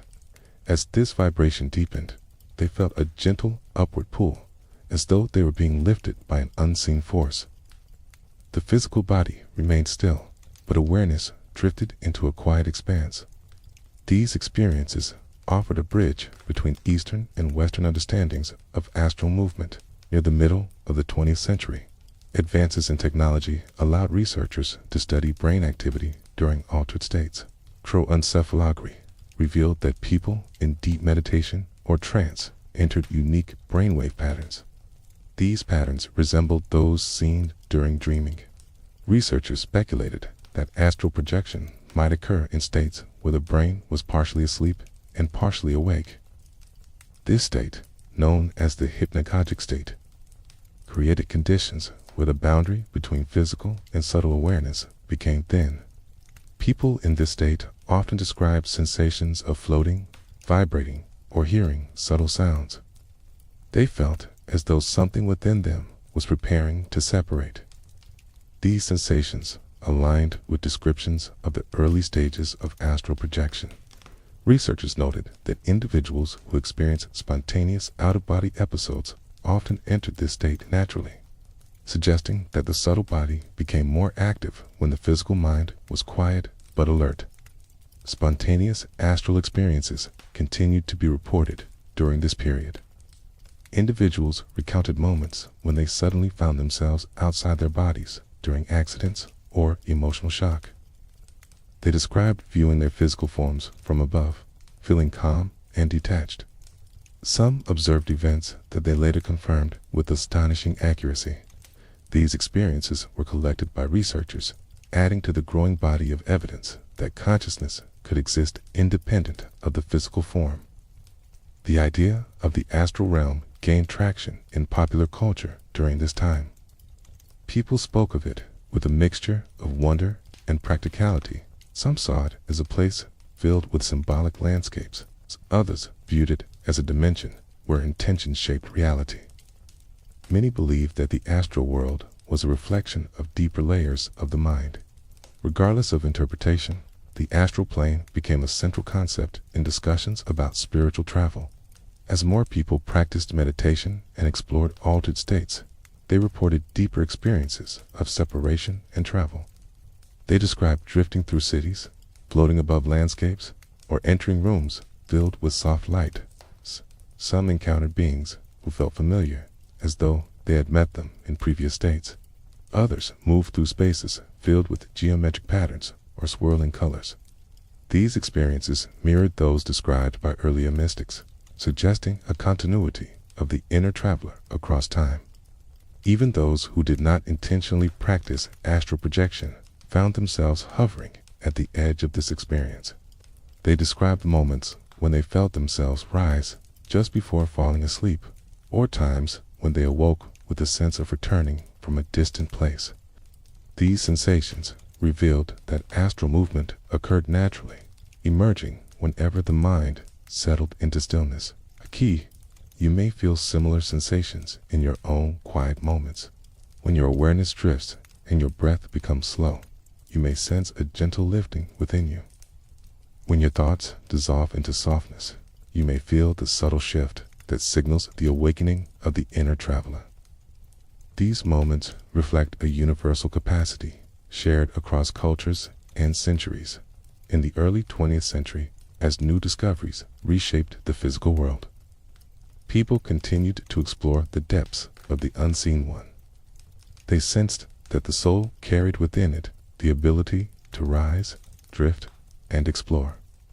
Through experiments, meditation, and spontaneous experiences, they revealed that the inner traveler remained active, moving through subtle spaces with curiosity and grace. Night after night, as radios hummed and lamps glowed in quiet rooms, the astral body awakened, lifted beyond the confines of the physical form, and returned with whispers of realms that lay just beyond waking thought. The mid-20th century carried humanity into an era shaped by new technologies, global unrest, and unprecedented scientific curiosity. Yet, beneath the surface of scientific progress, a deep fascination with the limits of human consciousness continued to grow. People sensed that the mysteries of the inner world were not fading with modernity. Instead, they were becoming more accessible. Through new research, quiet experimentation, and spontaneous personal experiences, the phenomenon of astral projection moved from hushed spiritual circles into a broader cultural awareness. One of the most influential figures of this era was a man who approached the subject with the mindset of an engineer, Robert Monroe. His experiences began unexpectedly during quiet evenings when he would lie down and relax at the edge of sleep. He described a warm vibration spreading through his body, followed by the sensation of rising effortlessly into the air. At first, he believed these experiences were dreams, but their clarity convinced him otherwise. He could see his room from above with detail that felt sharper than ordinary perception. He sensed that he had stepped into a new layer of reality. Monroe approached these events not as mystical visions, but as experiences that could be analyzed, repeated, and studied. He documented each episode carefully, noting the sensations that preceded the separation, the sounds he heard, and the exact moment when the shift occurred. He described vibrations, tones, and the unmistakable feeling of floating outside his physical form. As his experiences deepened, he traveled through spaces that felt larger than thought, fields of light, and realms filled with subtle forms. He sensed that he was exploring the astral world with waking consciousness. His writings inspired countless others to explore the possibility of leaving the body consciously. Monroe believed that the astral body existed naturally within every human being, and that with practice, anyone could learn to activate the process. He developed exercises for achieving deep relaxation, entering the vibratory state, and moving away from the physical form. These exercises spread widely, offering a new path toward understanding the subtle dimensions of awareness. Monroe later founded an institute devoted to the study of consciousness. Within that space, sound was used to guide the mind into states between waking and sleep. Participants lay in darkened rooms wearing headphones as gentle tones pulsed in rhythmic patterns. As they listened, they entered deep, meditative states. Many described feeling vibrations similar to those Monroe had documented. Some felt themselves rising from their bodies, drifting through rooms, or entering landscapes shaped by thought. These experiences were recorded and analyzed, adding a new layer of data to the study of astral travel. The scientific atmosphere of the mid-century encouraged researchers to take these reports seriously. Some investigators explored the relationship between brainwaves and altered states, discovering that the mind entered unique rhythms during deep relaxation. They observed that people described out-of-body sensations when their brainwaves shifted into borderline states between sleep and wakefulness. This discovery supported the idea that astral projection occurred at a threshold where consciousness detaches from the body's sensory input. Others experimented with sensory deprivation. They placed volunteers in quiet tanks filled with warm water, where the body floated effortlessly and external stimuli faded away. In this stillness, many participants described sensations of rising, drifting, or observing themselves from a distance. Some felt they had entered vast mental landscapes filled with light or sound. These experiences reflected the natural movements of the astral body, once physical boundaries softened. During this same period, parapsychology grew as a field of inquiry. Researchers investigated telepathy, clairvoyance, and spontaneous out-of-body experiences. They conducted experiments in which individuals attempted to perceive images hidden in distant rooms. Some participants achieved startling accuracy, describing shapes, colors, or objects they had no physical access to. These experiments hinted that awareness could extend beyond the body, aligning with descriptions of astral travel. Military and government agencies also took an interest in these possibilities. They explored whether consciousness could gather information from distant locations without physical presence. Although the results varied, some sessions produced descriptions so precise that they seemed impossible to dismiss. These investigations suggested that astral travel and related phenomena might arise from a deeper capability of the human mind. People from everyday life continued to share their experiences. Many described episodes that occurred spontaneously during sleep or moments of exhaustion. They recalled floating above their beds, seeing their own bodies, or drifting through familiar rooms. Some felt themselves pulled upward into an expanse filled with gentle light. These descriptions matched accounts from earlier centuries, revealing a continuity that crossed cultures and eras. As more people learned about astral projection, some began practicing intentionally. They set aside time at night when the world grew quiet. They lay still, focusing on their breath until their bodies grew heavy and their minds lightened. Many described hearing a soft hum, feeling vibrations, or sensing a gentle shift in awareness. When the shift deepened, they felt themselves rise gently from their bodies, entering a space where they could move without physical effort. In this space, practitioners experienced clarity that felt sharper than dreams. They drifted through familiar rooms, noticing details they had never seen before.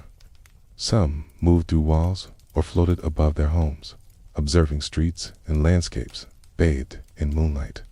Others traveled to places they had only imagined, encountering figures who felt ancient or symbolic. These experiences unfolded with a natural ease, suggesting that the astral world responded to intention rather than physical motion. The second half of the 20th century saw a surge in interest in meditation. Eastern teachers traveled to the West, introducing practices that quieted the mind and opened deeper states of awareness. Practitioners who meditated deeply often described sensations that mirrored the early stages of astral projection. They felt their bodies dissolve into stillness, their awareness expand, and their sense of self rise gently. Some entered states where they observed their bodies from above, or drifted through luminous inner landscapes shaped by breath and intention. Yoga practitioners also explored these states through breath work and concentration. Advanced techniques encouraged awareness to move through subtle channels of energy. As breath slowed and thoughts quieted, practitioners felt as though they were rising within themselves. A soft vibration pulsed through their subtle bodies, lifting them into a state where physical sensation faded. These experiences paralleled modern descriptions of astral projection, revealing a shared foundation between ancient and modern practices. Near-death experiences became a subject of serious study during this time. Doctors, nurses, and researchers collected accounts from individuals who had been clinically near death. These individuals described floating above their bodies, moving through tunnels of light, or encountering luminous beings who radiated peace. They felt detached from physical pain, suspended in a realm where time dissolved. When they returned, many reported viewing events that occurred while they were unconscious, offering details later confirmed by witnesses. These near-death descriptions paralleled those of astral projection, strengthening the idea that consciousness could exist independently of the body. Researchers noted that the rising sensation, the clarity of perception, and the gentle return were common across experiences. These patterns suggested that the separation of consciousness from the physical form was not limited to mystical or meditative states, but was part of the human response to to extreme thresholds. Psychological research also contributed to the evolving understanding of these states.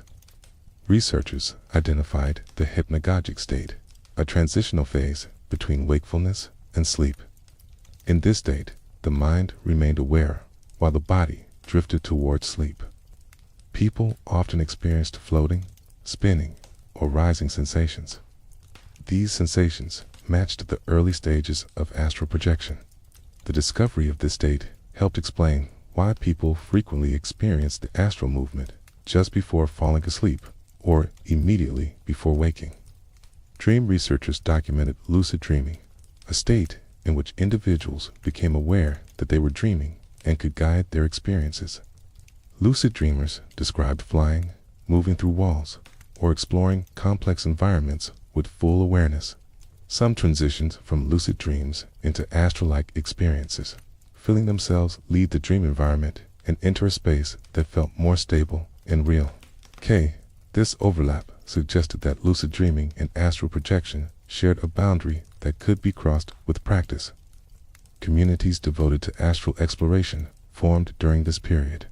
People gathered in small groups to share experiences, compare notes, and support one another in their practice.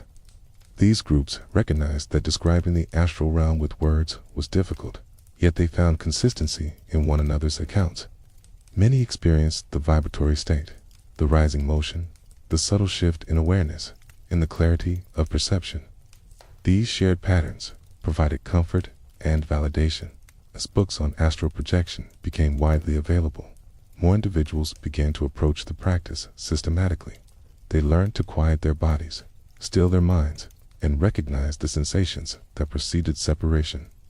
Some practiced visualization techniques, imagining themselves floating above their beds or rising through ceilings. Others focused on feeling their awareness expand, allowing the subtle body to lead the movement. These methods helped thousands experience astral projection for the first time. Some individuals approached the practice with the precision of scientists. They documented each experience meticulously, noting the time of night, the sensations felt, and the duration of the separation. They compared these notes with others, identifying patterns that supported the idea that astral projection followed natural laws. They believed that the subtle body responded to intention, relaxation, and awareness in predictable ways. Others approached astral projection as part of their spiritual practice.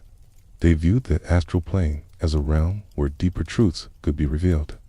During their journeys, they encountered symbols, guides, or landscapes that reflected their inner growth. They returned from these journeys with insights that shaped their lives, feeling that the astral plane offered a mirror for the soul. The late 20th century brought new tools for exploring consciousness. Biofeedback devices allowed individuals to monitor their brainwaves, helping them enter the states associated with astral projection. Meditation centers created environments designed to induce deep states of relaxation. Even ordinary individuals began experimenting with guided tapes that used sound frequencies to shift awareness gently into the vibratory state. People reported that these tools made it easier to sense the subtle movements within them. They felt the familiar lift, the gentle separation, and the clarity of perception that marked the astral experience. For many, these tools demystified the process, revealing that the inner traveler awakened naturally when the body was relaxed and the mind was open. Throughout these decades, individuals from diverse backgrounds continued to share spontaneous experiences. They described awakening in the middle of the night with the sensation of floating or feeling their awareness drift into another room. Some reported momentary separations that lasted only seconds. Others experienced long journeys through landscapes filled with strange beauty. These accounts reinforced the universal nature of the astral phenomenon. You may feel reflections of these 20th century discoveries in your own quiet moments. When you lie in stillness and sense a gentle vibration, you may be touching the threshold between physical and astral awareness. When your breath becomes soft and your thoughts fade into silence, you may feel the subtle rising that signals the awakening of the inner traveler. These sensations are timeless, shared across generations. In the deepening quiet of the 20th century, as technology advanced and the world changed, the subtle body continued its ancient journey. People sensed that despite the movement of time, the inner traveler remained constant. It rose gently, drifted freely, and returned with insights that revealed the quiet truth beneath the surface of consciousness, night after night. Across cities glowing with electric lights and homes filled with the hum of modern life, the astral body awakened, lifted beyond the boundaries of the physical self, and returned with a sense of calm that lingered long into waking life. In the early 21st century, the world entered a period where inner exploration and outer innovation moved side by side. Technology advanced with remarkable speed, yet many individuals felt an equally powerful pull toward understanding their own consciousness. Phones, satellites, and digital networks connected people across continents, but beneath this connection lay a quieter curiosity, one that asked what existed beyond the physical senses. People found themselves turning inward, seeking experiences that deepened their understanding of themselves and the unseen layers of reality. In this environment, astral projection found new life, shaped by both ancient wisdom and modern tools. Meditation traditions from around the world spread widely, shared through books, recordings, and online communities. People who had never encountered such practices before found themselves experimenting with breathwork, mindfulness, and guided visualization. As they settled into these practices, many described sensations that mirrored the early stages of astral travel. They felt their bodies grow heavy while their awareness became light. Some sensed vibrations, soft waves of energy that rose through their limbs. Others experienced a gentle upward drift that came just before separation. These sensations suggested that the astral body awakened naturally when the mind grew quiet. Digital communication allowed individuals to share their inner experiences with unprecedented openness. Forums and online groups became sanctuaries where people described floating above their beds, seeing their sleeping bodies, or drifting through their homes in subtle form. Thousands of others responded with similar stories. This sharing revealed a pattern that transcended geography, culture, and background. The sensations of rising, drifting, and expanding appeared everywhere, suggesting that astral projection was a universal human capacity. Practitioners created step-by-step methods for inducing the state consciously. They advise lying completely still, relaxing each part of the body, and focusing on the breath until a calm settled like a soft blanket. Some recommended visualizing the body filled with light, expanding outward as though the physical form were dissolving into space. Others taught techniques involving imagined movement, such as rocking gently back and forth or floating upward through the ceiling. These methods helped practitioners recognize the threshold between physical awareness and astral release. Some individuals approached the practice with scientific curiosity. They monitored their brainwaves during meditation, observing how the mind shifted into deeper rhythms. They noted that the onset of astral sensations often occurred when the brain entered the boundary between theta and delta states, a place associated with dreaming, intuition, and deep relaxation. This discovery aligned with earlier research, suggesting that astral projection occurred in a unique blend of consciousness that combined alertness with stillness. Researchers studying sleep uncovered further insights. They documented the hypnagogic and hypnopompic states, the transitional phases before sleep and after waking. People in these states often experienced vibrations, buzzing sounds, floating sensations, or flashes of imagery. Some felt themselves slipping out of their bodies momentarily. These natural events mirrored the sensations described by astral practitioners, indicating that the subtle self stirred whenever the physical mind softened its grip. As mindfulness practices grew in popularity, more individuals experienced spontaneous episodes of separation. They described hiking through forests or sitting quietly in their homes when they suddenly felt themselves expand into a wider field of awareness.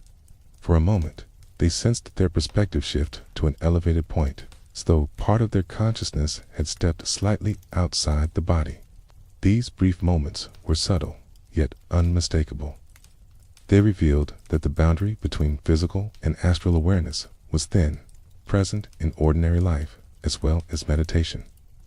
Near-death experiences continued to be reported and documented with increasing detail. Individuals described rising through hospital rooms, observing medical staff from above, or drifting through tunnels filled with soft radiance. They reported clarity of perception, sharper than anything experienced in waking life.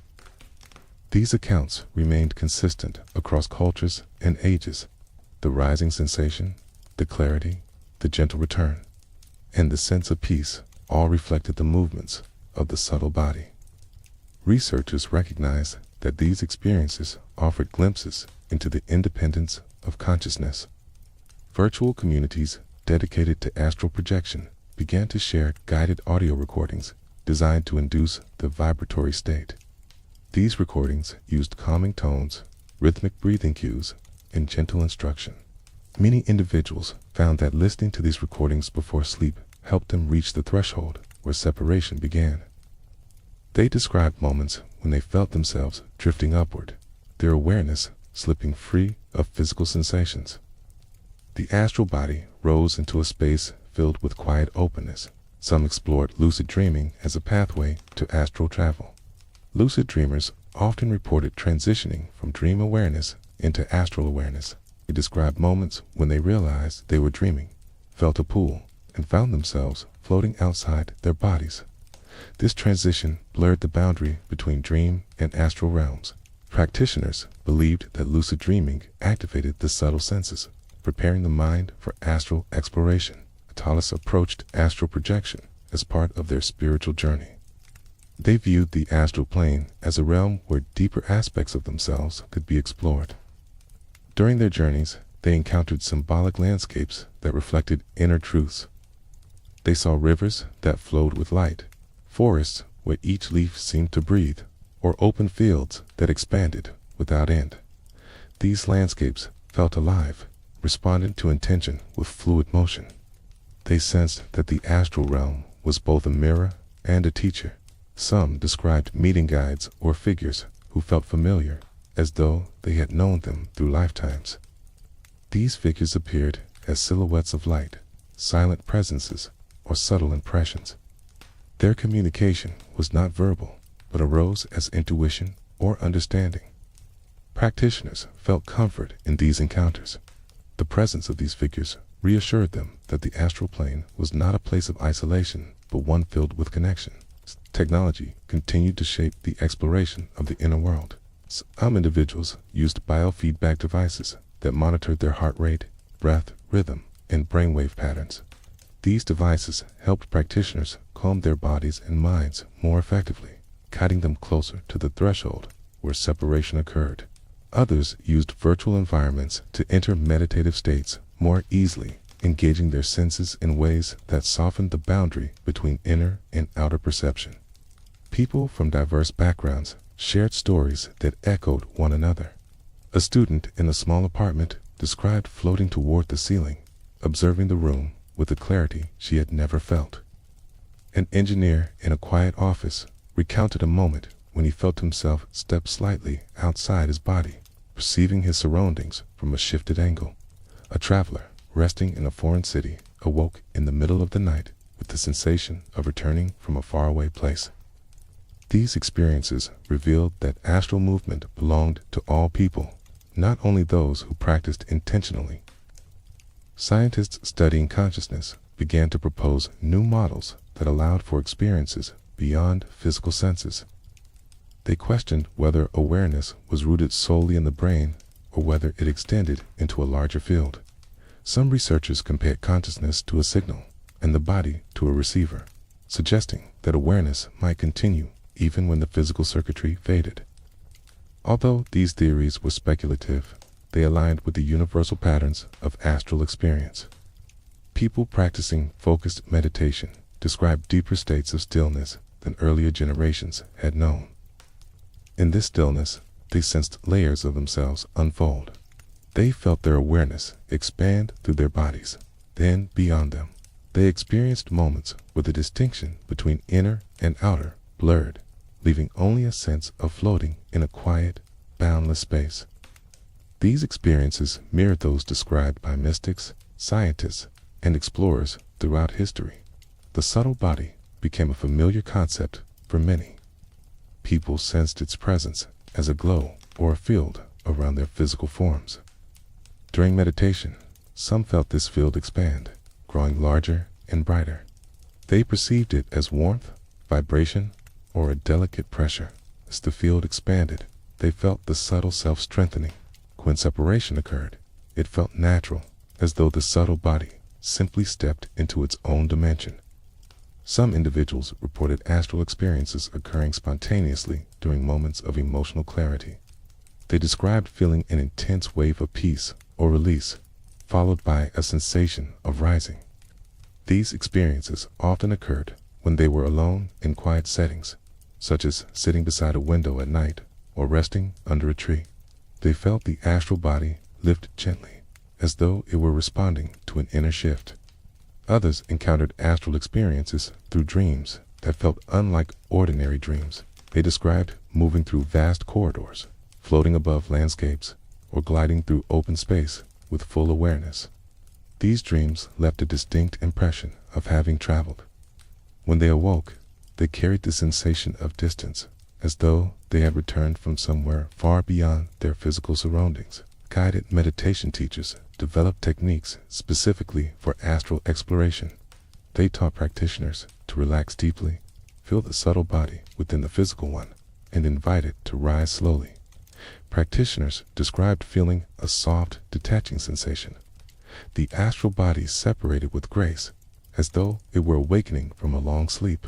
Once free, it drifted effortlessly, guided by intention rather than effort. Many individuals discovered that emotional clarity enhanced their ability to travel. When they released tension, resentment, or fear, they found that the subtle body moved with greater ease. They learned that astral projection was not only a practice, but a reflection of inner harmony. The more peaceful they felt, the more naturally the subtle self awakened. As the world grew more connected, people sensed that consciousness itself might be part of a larger web. They wondered whether astral experiences allowed them to tap into this web, moving through layers of reality that existed beyond physical perception. Astral travelers described feeling connected to something vast, a presence that extended through all things. They sensed that the astral plane was not separate from life, but intertwined with it. Even individuals who had never heard the term astral projection experienced moments that hinted at its presence. They described lying quietly and suddenly feeling as though they had floated or expanded beyond their bodies. They felt a pull, a gentle drift, or a shift in perspective. These subtle sensations suggested that the astral body stirred naturally when the mind quieted. You may feel this in your own quiet moments. Quote, when you rest in stillness and let your awareness soften, you may sense a gentle lifting behind your breath. You may feel your thoughts drift outward as though following a subtle current. There may be a moment when the boundaries of your physical form feel light, almost permeable. These sensations belong to the same inner traveler who has moved through centuries of experience, responding to stillness in the same way across time. The 21st century did not replace the ancient understanding of astral travel. It revealed its continuity. People sensed that the subtle body was not a relic of myth, but an expression of human nature. The modern world, with all its movement and complexity, could not silence the inner traveler. It awakened whenever stillness invited it. In the quiet hours of night, as screens dim and breaths slow, countless individuals feel that familiar shift within them. Something rises gently, weightless, and aware. It moves into a realm that feels both intimate and boundless, guided by intention, curiosity, and calm. It explores spaces shaped not by physical form, but by the quiet architecture of awareness. And as it drifts through these unseen landscapes, it carries a timeless truth that the human spirit is not confined to to a single world, but moves freely through many, turning again and again with a sense of peace that settles into the body like soft light at dawn.